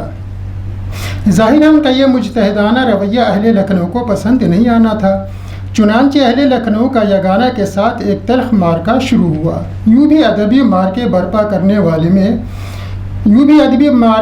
کرنے میں اہل لکھنؤ کا جواب نہیں۔ میر و سودا، آتش و ناسخ، انشاء و مصطفی اور انیسیہ اور دبیریہ کے مارکے ادبی تاریخ کے حصے ہیں۔ اس مارکے میں ایک طرف اکیلے یگانہ تھے اور دوسری جانب اہل لکھنؤ کی پوری جماعت، جس کا نام معیار پارٹی رکھا گیا تھا۔ تسلیم کرنا چاہیے کہ یگانہ سخت مزاج تھے، انا پسند تھے اور نفسیاتی رد عمل میں مبتلا بھی۔ ایسے ہی معیار پارٹی والے اہل لکھنؤ عصبیت، شیخی اور احساس برتری کا شکار تھے، جو باہر والوں کو نہ صرف کم آنکھتے بلکہ کمتر سمجھتے بھی تھے۔ اسی نفسیاتی گرہ کی بنا پر لکھنؤ والوں نے میر کی بھی ہنسی اڑائی اور علامہ اقبال کو شاعر کے بجائے ناظم کہتے تھے۔ پھر بھلا وہ یاس کی ہمسری یا برتری کو کیسے تسلیم کرتے، وہ بھی تب جب وہ کھلے عام سب کو چیلنج کر رہے ہوں۔ چنانچہ یہ مارکہ محفلوں، مشاعروں اور اخبارات و رسائل کی چھیڑ چھاڑ اور طنز و تمسخر کے راستے سے ہوتا ہوا ادبی حدود سے نکل کر رکاکت، مغلظات اور ذہنی و جسمانی اذیتوں اور ناروا سلوکوں پر تمام ہوا۔ 1914 میں نشر یاس کے عنوان سے جب یگانہ کا مجموعہ کلام لکھنؤ کے معتبر اساتذہ اور برگزیدہ ہستیوں کی رائے کے ساتھ منظر عام پر آیا، جس میں ان لوگوں نے یگانہ کو نہ صرف زبانداں بلکہ اہل زبان بھی تسلیم کیا تھا، تو یہ دیکھ کر اہل لکھنؤ نے بڑا واویلا مچایا کہ لکھنوی اساتذہ نے ایک عظیم آبادی شاعر کو اہل زبان اور استاد فن کی سند دے کر لکھنؤ والوں کی ناک کٹوا دی۔ ان لوگوں نے یگانہ کی کتاب پر تعریفی کلمات لکھنے والے اساتذہ لکھنؤ کو تو کچھ دنوں کی لے دے کے بعد بخش دیا، لیکن یگانہ سے مزید معاندانہ برتاؤ پر اتر آئے، غالباً اس لیے کہ بقول مجنو گورکھ پوری کوٹ ہے، لکھنؤ والے کے اندر اتنا ضعف کبھی نہ تھا کہ اچھا ہوا کہ انیس صاحب چلے گئے ہیں۔ لکھنؤ والے کے اندر اتنا ضعف کبھی نہ تھا کہ یہ مجنو گورکھ پوری کا کوٹیشن ہے، لکھنؤ والے کے اندر اتنا ضعف کبھی، ہم تو کہہ رہے تھے کہ اچھا ہوا انیس اشفاق صاحب تشریف لے جا چکے باہر۔ لکھنؤ والے کے اندر اتنا ضعف کبھی نہ تھا کہ کسی باہر کے بڑے سے بڑے شاعر کو لکھنؤ کے چھوٹے سے چھوٹے شاعر کے مقابلے میں کوئی بلند مقام دے سکے۔ عزیز اور صفی اور ان کے گروہ نے یاس کی شاعری کو اپنے لیے ایک خطرہ سمجھا اور ان کا نام تک مٹا ڈالنے کی کوشش کرنے لگے۔ غزل سرا، مکتبہ جامعہ دہلی، 1984، صفحہ 281 انکوٹ۔ مخالفین کے ذاتی حملوں کی شدت سے تنگ آ کر یگانہ بھی سودا کی طرح قلم دان اٹھا کر علمی میدان میں کود پڑے اور شعرائے لکھنؤ کے کلام سے بحر و عروج، زبان و بیان اور ادبی و فنی غلطیاں اس طور ڈھونڈ ڈھونڈ کر نکالنے اور گنوانے لگے کہ لکھنؤ والوں کی زباندانی کا بھرم جاتا رہا۔ رد عمل نے یگانہ کی ضد کے شعلوں کو اس قدر بھڑکایا کہ انہوں نے نہ صرف عزیز، صفی، ثاقب، ظریف، محشر، اہل لکھنؤ، غالب پرستوں اور ان کے گروہ بلکہ ان کے ممدوح غالب کو بھی نشانے پر لے لیا اور غالب شکن مہم چھیڑ کر ان کی شاعری کو مانگے کا اجالا ثابت کرنے کے لیے منصور و منظوم تحریریں لکھنے اور شائع کرنے لگے۔ کہنا چاہیے کہ یگانہ کا یہ عمل غالب سے عداوت کے بجائے لکھنؤ والوں کے خلاف ان کا نفسیاتی رد عمل، ان کی سخت مزاجی، ان کی ضد کا نتیجہ تھا۔ یہ اقتباس ملاحظہ کیجیے جو انہوں نے مسعود حسن رضوی ادیب کے نام اپنے ایک خط میں لکھا ہے۔ یہ طویل خط غالب شکن کے دوسرے ایڈیشن میں شامل ہے۔ کوٹ: بغیر سمجھائے آپ کی سمجھ میں آ جائے گا کہ میں نے غالب پر جو کچھ بھی تمسخر یا تنقید کی ہے وہ کتنی صحیح اور کتنی ضروری تھی۔ یہ تمسخر بھی ایک ادبی خدمت ثابت ہو کر رہے گی، کیونکہ فی الحقیقت یہ تمسخر کسی عداوت پر تو مبنی ہے نہیں، بلکہ ذہنیت عامہ کی اصلاح کا ایک طریقہ یہ بھی ہے کہ دل لگتی باتیں دل لگی میں کہہ دی جائیں۔ غالب شکن، دوسرا ایڈیشن، صفحہ 13۔ حقیقت یہ ہے کہ یگانہ ابتداءً میر، غالب، آتش اور انیس کو محترم جانتے اور دل سے ان کے قائل تھے، لیکن اہل لکھنؤ اور غالب پرستوں کی ضد اور مخالفت میں انہوں نے غالب کو بھی دشمن مان لیا۔ چنانچہ غالب کے تعلق سے کتاب اور چند مضامین کے علاوہ تقریباً 3 درجن تمسخر آمیز رباعیاں بھی لکھی ہیں، جو میٹھی میٹھی چٹکیاں کے عنوان سے ان کی کتاب غالب شکن دو آتشاں کے دوسرے ایڈیشن میں شامل ہے۔ نمونتاً صرف یہاں ایک رباعی سن لیجیے۔ چنگیزی لہو ہے اپنی رگ رگ میں رچا، مجھ سے جو تنے تم منہ کی کھاؤ گے بچا، غالب کو چچا بنا کے چھوڑا میں نے، غالب میرے چچا میں غالب کا چچا۔ اس حوالے سے مسعود حسین رضوی ادیب کے نام مورخہ 25 دسمبر 1933 کے ایک خط میں لکھتے ہیں، کوٹ: دوسری ضرورت ان ظریفانہ رباعیوں کی یہ ہے کہ غالب پرستوں کی دیوانہ وار عقیدت، بہکی ہوئی ذہنیت پر کچھ چوٹ تو پڑے، ذرا اپنی حواسوں میں تو آئیں۔ غالب کو ایک دیوتا یا آسمانی شخصیت کی طرح پیش کر کے دنیا کی مہذب قوموں کو ہندوستانی دماغوں پر ہنسنے قلاقنے کا جو موقع دیا جا رہا ہے، اس پر ذرا سا غور تو کریں۔ انکوٹ۔ غالب شکن، صفحہ 2۔ اپنی اس نوع کی تحریروں کا نتیجہ خود ہی برآمد کرتے ہوئے ایک اور جگہ لکھتے ہیں، کوٹ: اس کا مطلب یہ نہیں ہے جو کچھ وہ لکھ رہے ہیں کہ غالب اپنی صحیح مرتبے سے گر جائیں گے، ہاں ناجائز طور پر جو آسمانی خلعت یاروں نے پہنا دیا ہے وہ اتر جائے گا۔ انکوٹ۔ نشان زد رہے کہ یگانہ لکھنؤ والوں کے خلاف اپنی اس پوری جنگ کو ادبی سطح پر بذریعہ قلم لڑتے رہے، مگر لکھنؤ والوں سے جب کوئی معقول جواب نہ بن پڑا تو انہوں نے یگانہ کو جسمانی طور پر جس طرح ذلیل و رسوا کر سکتے تھے کیا۔ یوں یگانہ نے گالیاں کھائیں، مغلظات سنے، نقصانات اٹھائے، دربدری سہی اور معاشی تنگی کا شکار ہوئے۔ ایسا جانیے کہ یگانہ نے علمی طور پر اپنی کتاب اور مضامین کے ذریعے لکھنؤ شکنی اور غالب شکنی کی، اور لکھنؤ والوں نے بزور طاقت جسمانی طور پر یگانہ شکنی میں کوئی کسر اٹھا نہ رکھی۔ حالانکہ یگانہ غالب کے حوالے سے جو کچھ لکھ رہے تھے اس کا ان کے پاس ایک منطقی جواز تھا۔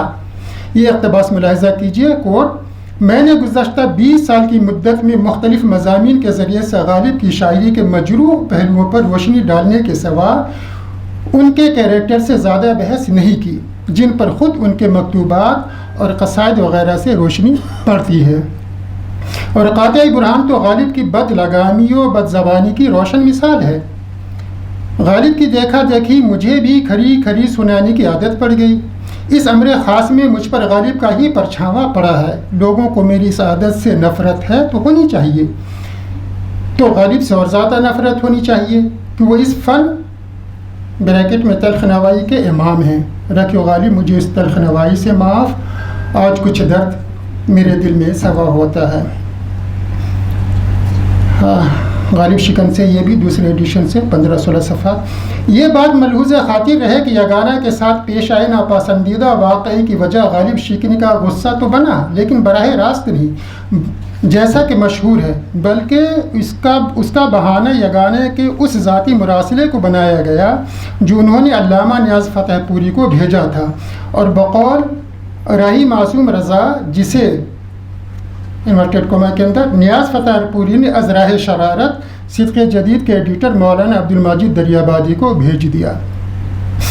چونکہ مراسلے اور اس میں شامل رباعیوں سے مذہب کی توہین کا پہلو نکلتا تھا، لہٰذا مولانا ماجد نے اس حوالے سے اپنے اخبار صدق جدید 27 مارچ 1953 کے شمارے میں یگانہ کے خلاف بڑا ہی سخت اداریہ تحریر کیا، جس نے لکھنؤ کے ان غیرت داروں کو اپنے خلاف یگانہ کے سخت تنقیدی مضامین، زبان و محاورات اور روزمرہ پر ان کی گرفت اور شورائے لکھنؤ کی فساد و بلاغت کے خامیے کو نشاندہی جیسے علمی و قلمی وار کا جواب جسمانی زور زبردستی سے دینے کا بہترین موقع فراہم کیا۔ سونے پر سہاگا یہ ہوا کہ مولانا عبد المجید دریابادی کی جوشیلی تحریر نے ان کے ذہن و دل میں غصے اور انتقام کی بھڑکتی آگ پر گھی کا کام کیا۔ نتیجتاً ان حضرات نے مذہب کے نام پر یگانہ کے ساتھ وہ غیر مذہبی، غیر اخلاقی اور غیر قانونی حرکتیں کی جو آج تک مقدس لکھنؤ کی ادبی تاریخ کی روشن پیشانی پر مکروہ دھبے کی مانند موجود ہے۔ یہاں یہ بات ذہن نشین ہے کہ خود مولانا عبد المجید دریابادی ایک زمانے میں مذہبی تشکیک کا شکار رہ چکے تھے، اور بقول شخص علامہ نیاز فتح پوری نے تو نہ جانے کفر و الحاد کی کتنی حدیں عبور کر لی تھیں۔ مہذب و محترم لکھنؤ کی قسمت میں وہ دن بھی دیکھنا لکھا تھا جب وہاں کے باشندوں کے جم غفیر نے 68 سالہ ضعیف و ناتواں یگانہ کے منہ پر تارکول کی کالک پوتی، گلے میں پھٹے پرانے جوتوں کا ہار ڈالا اور شہر میں گلیوں ان کا جلوس نکالا، حتیٰ کہ ان کے چہرے پر تھوکنے تک سے پرہیز نہیں کیا گیا۔ اس سے آگے یہ ہوا کہ یگانہ کے مال و اسباب لوٹے گئے، انہیں نوکری سے نکلوایا گیا اور انہیں بے یار و مددگار کر کے بے گھری کی زندگی کرنے پر مجبور کیا گیا۔ یگانہ کے ساتھ یہ ناگفتہ بھی حالت کیوں پیش آئے، اس کا جائزہ راہی معصوم رضا نے اس طرح لیا ہے۔ راہی معصوم رضا لکھتے ہیں، مولانا عبد المجید دریابادی نے کوئی چیز نہیں چھوڑی یگانہ کے خلاف جو جذبات کام کر رہے تھے۔ مولانا نے ان سب کو مشتعل کیا، یاس لکھنوی نہیں ہیں، یاس بہاری ہیں، یاس غریب و عزیز و اقبال کے مخالف ہیں، یاس شیعہ ہیں۔ یہی وہ 4 ستون ہیں جن پر یگانہ کی مخالفت کی عمارت کھڑی ہوئی تھی۔ انکوٹ یاس یگانہ چنگیزی، راہی معصوم رضا، صفحہ 56۔ راہی معصوم رضا ایک اور جگہ لکھتے ہیں، کوٹ، اس بات سے میرے اس خیال کو تقویت پہنچتی ہے کہ یگانہ کی مخالفت کی بہت سی وجہوں میں سے ایک وجہ یہ بھی تھی کہ وہ لکھنوی نہیں تھے بلکہ یو پی ہی کے نہیں تھے۔ انکوٹ۔ راہی معصوم رضا صاحب کی یہ رائے زیادہ درست معلوم ہوتی ہے کہ یگانہ کی مخالفت میں معاصرانہ چشمک اور دبستانی تعصب کے مقابلے میں علاقائی تعصب کی شدت اور اس کا حصہ زیادہ تھا۔ مثلا جوش ملیح آبادی نے مذہب اور خدا کے بارے میں اس طرح کی باتیں کہی تھی، شبیر حسن نہیں لیتا کسی سے بدلہ، شبیر حسن خان سے بھی چھوٹا ہے خدا، یا پھر خدا کا جنازہ لیے جا رہے تھے فرشتے، لیکن جوش کا جلوس کبھی نہیں نکالا گیا۔ اصغر جوش کا کیا، نظم طبع طبائی کا نہیں نکالا گیا، اور دوسرے لوگوں نے بھی اس طرح کی باتیں کی۔ بہرحال اصغر، جگر اور فانی وغیرہ نے یگانہ کے ساتھ جس طرح کا سلوک کیا وہ بھی ناپسندیدہ تھے، اور ایک آدھ دفعہ تو یگانہ سے جگر کی بدسلوکی پر علامہ مہکش اکبر آبادی کے خاموش رہ جانے کو بھی فعل محمود نہیں کہا جا سکتا۔ غالباً یگانہ کو بھی احساس تھا کہ ان کے ساتھ علاقائی تعصب بڑھتا جا رہا ہے، چنانچہ وہ ایک جگہ لکھتے ہیں، کوٹ، زبان اردو کے متعلق بعض جہالت مآب اہل لکھنؤ کا یہی خیال ہے کہ اردو ابھی تک انہی کی ملک ہے اور تمام ہندوستان گویا ان کا تابع فرمان ہے۔ انکوٹ۔ ان کی کتاب چراغ سخن سے یہ اقتباس ملاحظہ کیجیے، کوٹ، میرے حسد شعار احباب کا بھولا پن دیکھیے کہ وہ آج تک اس زبان کے مالک بلا شرکت غیر اپنے سوا اور کسی کو نہیں سمجھتے، لیکن انصاف پسند اور حاسد ہر جگہ ہر قوم میں ہوتے ہیں۔ میر انیس اعلی اللہ مقامہ نے برسر منبر عظیم آباد کو ٹکسال کہا ہے۔ میر و سودا نے راسخ عظیم آبادی کو جب وہ لکھنؤ آئے تھے گلے سے لگا لیا۔ نواب شیفتہ دہلوی نے اپنے تذکرے میں شورائے عظیم آباد کا قابل قدر لفظوں میں اعتراف فرمایا۔ میر نفیس مغفور نے حضرت استاذی مولانا شاد مدظل یشاد عظیم آبادی ہیں کو اپنوں میں شمار کیا، مگر آج کل کے تنگ خیال لکھنؤے دوسرے شہر کے اہل زبان و اہل کمال کو دیکھ کر حیران ہوتے ہیں اور انگاروں پر لوٹتے ہیں۔ انکوٹ۔ چراغ سخن صفحہ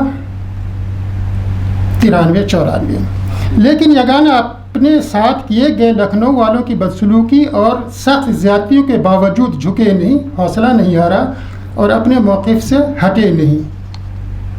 ادبی تاریخ گواہ ہے کہ اس 20 سالہ طویل ادبی جنگ میں یگانہ چنگیزی نے کسی بھی محاذ پر شکست نہیں کھائی، نہیں اپنے حریف گروہ کی مانند رکاکت و مغلظات اور شودے پن کا سہارا لیا۔ اب ہمارے مصلحت پسند اور مقلدین نقاد حضرات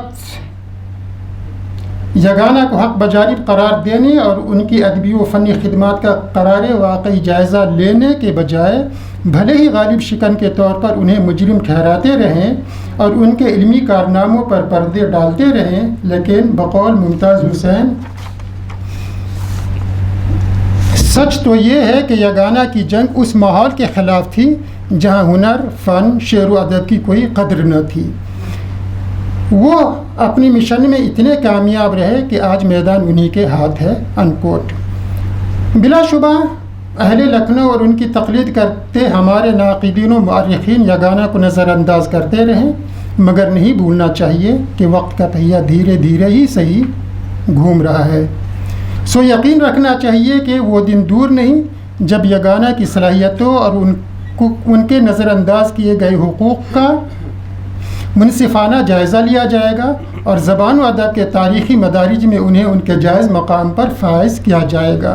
کہنے کی اجازت دیجیے کہ یگانہ کے فن و فکر کے جائزے پر مبنی غالب انسٹیٹیوٹ کا یہ 2 روزہ سیمینار اس جانب ایک مبارک قدم ہے، نیک شگون ہے، اور ہمارے عہد کے مصلحت پسند اور متعصب ناقدوں کو بقول آتش یہ چیلنج ہے کہ بازار مصر میں چل یوسف کا سامنا کر، کھوٹے کھرے کا پردہ کھل جائے گا۔ چیلنج سے بہت شکریہ۔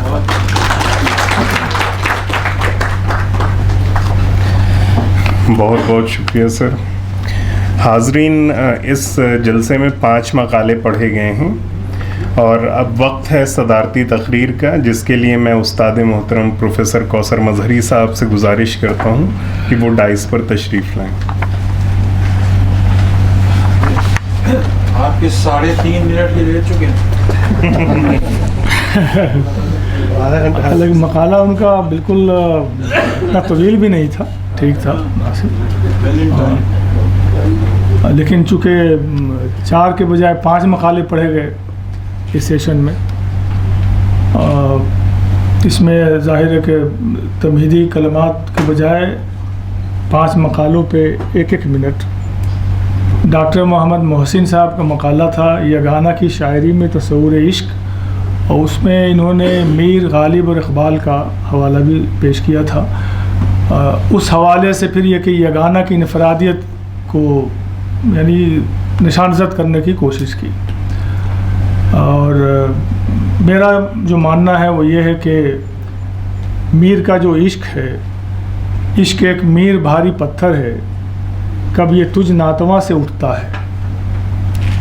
اسی طرح عشق سے طبیعت نے زیست کا مزہ پایا، غالب کا ایک مصرع آپ سمجھ لیجئے، اور مقام شوق تیرے قدسیوں کے بس کا نہیں، انہی کا کام ہے یہ جن کے حوصلے ہو زیاد، یہ اقبال ہے۔ یگانہ کہیں فٹ نہیں ہوتے، تو یہ کافی ہے کہنے کے لیے یگانہ اپنے آپ میں عشق کے مضامین کو برتنے میں منفرد مقام رکھتے ہیں، اور یہ اتنا مطلب کہنا چاہیے کہ ازل سے جو مضمون یہ عشق کا چلا ہے اب تک چل رہا ہے، اور مضمون کبھی پرانا نہیں ہوتا۔ اصل میں یہ ہے کہ اس کو برتنے کا جو عمل ہے، اور جس شاعر کی جیسی تخلیقیت ہوتی ہے، تخلیقی قوت ہوتی ہے، اس طرح جو جتنا بڑا فنکار ہوگا اسی مضمون کو برت کے بہت بلندی پر پہنچا دیتا ہے۔ لیکن یگانہ بھی اپنے زمانے میں ظاہر ہے کہ مقالے پڑھے گئے، یگانہ کی جو شہرت رہی ہے شاعری کے حوالے سے، اس میں ان کی شخصیت کا بھی بہت اہم رول رہا ہے۔ مضامین اگلے مضمون نگار ہمارے وہ ڈاکٹر فیضان الحق ہے، انہوں نے شروع میں بتا دیا تھا کہ مضمون ان کا اردو دنیا میں چھپ چکا ہے، منموہن تلخ اور یگانہ۔ کوٹ بھی کیا، بتایا بھی کہ منموہن تلخ نے یعنی ان کی جو پریشانی تھی بہت تلخ کے ہاں بھی تلخی تھی، جس طرح سے ریئیکٹ کیا ہے خطوط میں، ان کی شاگردی کا جس طرح حوالہ دیا ہے یگانہ کے وہ شاگرد رہے، لیکن لوگوں نے ان کا ذکر نہیں کیا ہے. تو یہ ایک اس طرف فیضان الحق نے اس کا تجزیہ اس انداز میں کیا، دکھانے کی کوشش کی. تو اس نوعیت سے دیکھا جائے تو یہ ایک زاویہ یگانہ کے حوالے سے منفرد بنتا ہے. اس حوالے سے بھی گفتگو ہونی چاہیے، اور انہوں نے اپنی کتاب میں اس پر ایک باب بھی قائم کیا ہے، تو اس کے لیے مبارکباد دیتا ہوں آپ کو. ڈاکٹر قمر عالم صاحب کا مضمون تھا یگانہ کی فارسی شاعری اور عہد حاضر میں اس کی معنویت. تو ابھی تو اردو شاعری پر ہی بہت گفتگو کم ہوئی ہے اگر دیکھا جائے تو یگانہ کی. فارسی شاعری پر تو دھیرے دھیرے لوگ پہنچیں گے، اور آپ نے اس کی طرف اشارہ کیا ہے. تو یہ مضمون کی جہاں تک بات ہے یا مضامین کی بات ہے یگانہ کی، فارسی شاعری ہو یا اردو شاعری، مضامین میں کوئی ایسی تبدیلی نظر نہیں آئی. جو غزلیں آپ نے پیش کی، جو اشعار اس میں پیش کیے، وہاں بھی وہی آگہی اور اپنی خودداری، انانیت اور بالکل ردیفی خدم کا ذکر کیا ہے. ردیف میں پوری غزل میں ہی خدم کا ذکر ہے، منم کا ذکر ہے. تو ایک اس سے بھی اندازہ ہوتا ہے کہ شاعر کے اندر جو ایک انا پسندی ہے اس کو آپ نے نشان زد کرنے کی کوشش کی ہے. فارسی شاعری کے حوالے سے بہت اچھا مضمون تھا، اور یہ بھی بتایا آپ نے کہ کلاسیکی شاعری اور عصری حیثیت کا ایک امتزاج بھی ان کی شاعری میں، فارسی شاعری میں ملتا ہے. ڈاکٹر عبدالسمیع نے جو مضمون پڑھا تھا مکتوب نگاری کے، یگانہ کی مکتوب نگاری کے حوالے سے، اور 3 حصے انہوں نے بتائے تھے، لیکن جو ان کی پرسنل زندگی ہو سکتی ہے، جو نجی زندگی ہم کہتے ہیں، جو ان کی پرائیویٹ لائف ہو سکتی ہے، اس طرح کے خطوط جو دوارکا پرساد شعلہ کے نام جو خطوط لکھے، تو شعلہ ان کے شاگرد بھی تھے، بیٹے کی طرح مانتے تھے. اور ظاہر ہے کہ ان خطوط سے اندازہ ہوتا ہے کہ دونوں کے تعلقات جو تھے وہ بہت ہی نجی نوعیت کے تھے. یعنی اتنا بڑا خوددار انسان جو دوسروں کے سامنے، اپنے ہمسروں کے سامنے کبھی کسی کے سامنے ہاتھ نہیں پھیلایا، وہ اپنی نجی ضروریات کی چیزوں کے لیے شعلہ کو خط لکھ رہا ہے. تو یہ بھی سوچنے والی بات ہے کہ تمام تر خودداری اور اس طرح کی انانیت کے باوجود ایک انسان ضرورت مند ہے، لیکن وہ اس کو پتہ ہے کہ ہم کس سے یہ بات کہہ سکتے ہیں. ہر آدمی کے سامنے وہ ہاتھ نہیں پھیلاتا. تو اس طرح کے خطوط کو پڑھنے کی بھی ضرورت ہے تاکہ ٹوٹلیٹی میں، کلیت میں ہم یگانہ کو سمجھ سکیں. صرف انانیت اور خودداری کی بات کہہ کے ہم باہر نہیں نکل سکتے، اس لیے کہ اس کے اندر یہ نقطہ بھی، یہ زاویہ بھی ہے یگانہ کی زندگی کا. وہ چاہے شعلہ کے نام ہی خط کیوں نہ لکھے ہوں، لیکن اس سے یہ بھی پتہ چلتا ہے کہ انسان انسان ہوتا ہے، بشر بشر ہوتا ہے. اس کی ضرورت ہے تو ہے، وہ سب کے سامنے نہ صحیح، کہیں نہ کہیں وہ کونا گوشہ کہیں نہ کہیں تلاش کر لیتا ہے اس کی ضرورت. یعنی اتنا خوددار انسان، ہم سمجھتے ہیں کہ اگر یہ خطوط نہ پڑھے جائیں تو کسی کو پتہ ہی نہیں چلے گا. تو اس طرح کے خطوط کی معنویت ادبی بھی ہے، اور یہ بھی کہ اس کی شخصیت سازی میں شعلہ کا کیا رول رہا ہوگا، یہ بھی ایک توجہ کی ضرورت ہے اس پر بھی. پروفیسر ابو بکر عباد صاحب ظاہر ہے کہ یہ خود بھی کنٹروورسی کی باتیں بہت کرتے ہیں، اور نہیں، اور وہاں چونکہ شخصیت ایسی کنٹروورسی والی رہی ہے تو موقع مل گیا. ابو بکر عباس صاحب نے جن جی سر یگانہ کے زمانے میں جوان ہوتے تو یہ سب سے زیادہ ان کی شاگردی کا مسئلہ نہیں دعویٰ کر دیتے نا. تو یہ ابو بکر عباس صاحب نے لکھنؤ کے حوالے سے اور عظیم آباد کے حوالے سے، غالب کے حوالے سے، یعنی یہ جو تسلیس بنتی ہے کسی بھی فنکار کو سمجھنے میں، اس کی تفہیم میں کیا رول ادا کر سکتی ہے تسلیس، اس میں بہت یعنی تجزیاتی نوعیت کا ایک مضمون تھا. اور اس کی شخصیت کو سمجھنے میں بھی، شاعری کو سمجھنے میں بھی، اور لکھنؤ کو سمجھنے میں بھی उस ज़माने के लखनऊ के लिए कह रहा हूँ सर, उस ज़माने के लखनऊ को समझने के लिए आज भी वही हाल है। तो कुछ तब्दीली तो आई होगी सर, आप भी समझते होंगे, काफ़ी कुछ बदल गया है। तो उस ज़माने का जो लखनऊ रहा यगाना के ज़माने का, तो जो कबीले बने हुए थे, जो तबक़ात बने हुए थे, जो जमातें बनी हुई थी, और क्या वजह थी, बुनियादी वजूहात क्या रही होंगी जिनकी वजह से तानो तशनी यगाना के यानी दामन में ये कहना चाहिए उनकी शख्सियत से वाबस्ता हुई, उनकी तरफ इशारा किया। और मैं समझता हूँ कि यगाना जैसी शख्सियत और यगाना की शायरी जो है उसमें एक कहना चाहिए कि आईना भी है। खतूत को पढ़ना बहुत ज़रूरी है। गालिब के हवाले से भी तलबा भी बैठे हुए हैं, इसलिए मैं कहना चाहता हूँ कि गालिब को समझने के लिए, उसकी शख्सियत को समझने के लिए अगर सिर्फ शायरी पढ़ेंगे तो शायरी में गालिब की शख्सियत नज़र नहीं आती। 2% 5% गालिब को शख्सियत को जानना है, गालिब की शख्सियत को, तो खतूत पढ़ना पड़ेगा। यगाना को जानना है तो शोला के खतूत को पढ़ना पड़ेगा, मनमोहन तल्ख के नाम जो खतूत है उनको पढ़ना पड़ेगा, और भी जो खतूत लिखे हैं। सिर्फ शायरी में कहा तो जाता है कि उसकी परछाई होती है, लेकिन मैं समझता हूँ कि बहुत कम होती है। शायरी में आदमी बचता भी है, इंसान वो सब कुछ लिख देता है, लेकिन जो कुछ अपना बहुत निजी होता है उसको उस तरह बयान नहीं करता, लेकिन जब ख़त लिखता है किसी को तो उसका बयान करता है। ये रिश्ता जो बनता है जिससे उसी यानी हिफ्ज़ मरातिब के साथ उसका इजहार भी करता है। तो बहरहाल ये सेशन बहुत भरपूर रहा, 5 मकाले पढ़े गए, और तलबा की जो शिरकत रही ये मुबारकबाद। अच्छा, ये बहुत अच्छी निशानदेही की थी अबू बकर अब्बास साहब ने उस वक्त कि हमारे जो तलबा की पूरी जमात है उसमें लड़कियां बहुत हैं, ज़्यादा हैं, मतलब परसेंटेज के लिहाज से। तो इसका मतलब है कि लड़कों को कब ये बात समझ में आएगी कि इस तरह की जो मजलिसें होती हैं इल्मी, वहाँ भी शिरकत करने की ज़रूरत है, कुछ न कुछ सीखने को मिलेगा। तो ये पैगाम यहाँ से जाना चाहिए, और उन अपने साथियों को बताइए कि आपके हवाले से ऐसी ऐसी बातें हो रही हैं, आइंदा सेमिनार जब भी मुनक़िद हो तो आप तशरीफ़ ले चलिए, वरना आइंदा इससे भी सख्त कलमात कहे जाएंगे। बहुत बहुत शुक्रिया।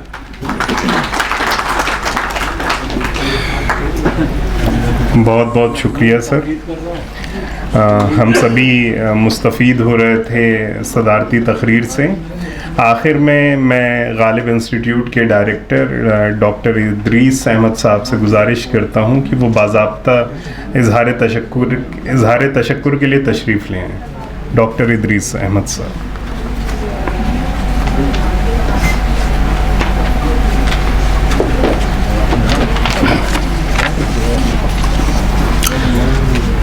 आदाब।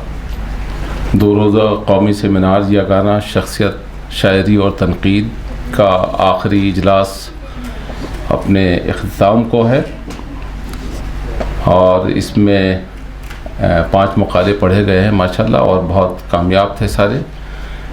मुअज़्ज़ज़ हाज़रीन, सेमिनार तो होते रहते हैं, लेकिन इस तरह का इल्मी मुज़ाकरा मैंने बहुत दिनों के बाद देखा है।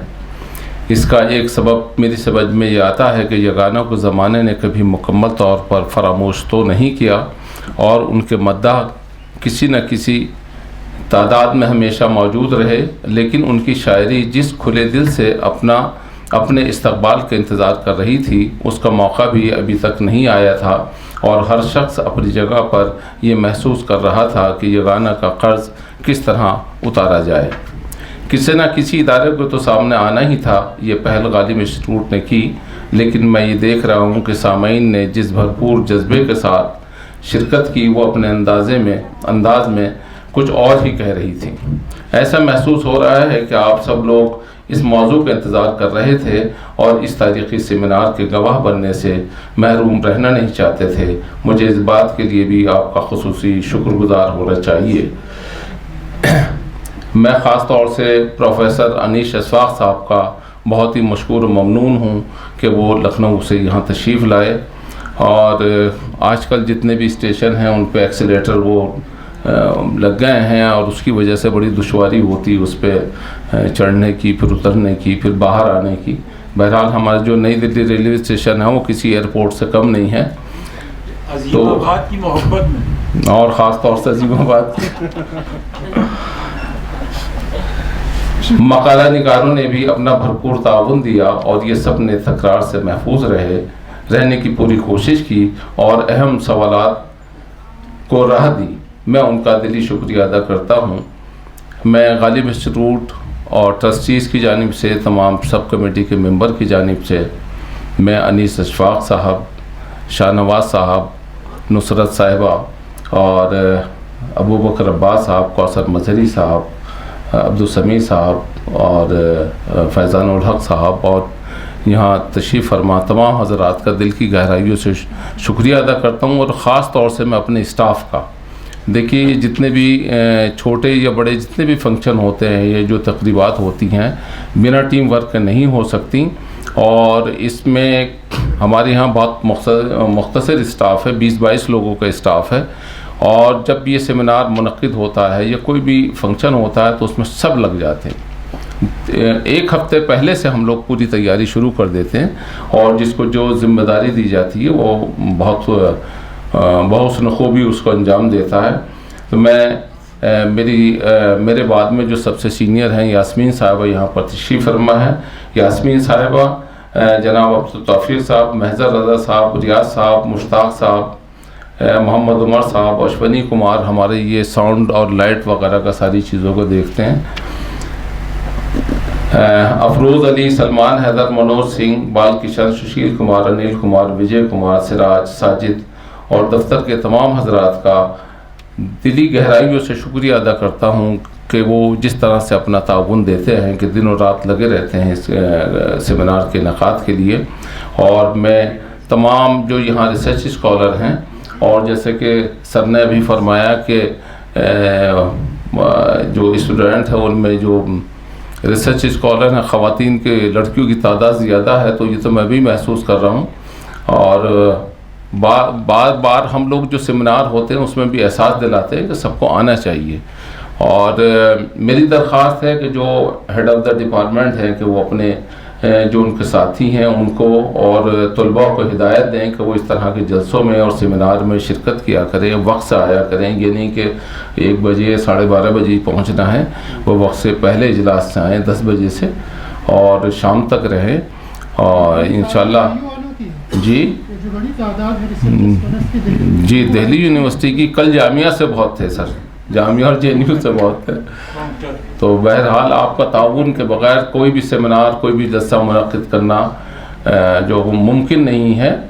تو میں تمام حضرات کا اپنی دل کی گہرائیوں سے شکر گزار ہوں، بلکہ احسان مند ہوں کہ آپ تشریف لائے اور اس جلسے کو، اس سیمینار کو کامیاب بنایا. بہت شکریہ.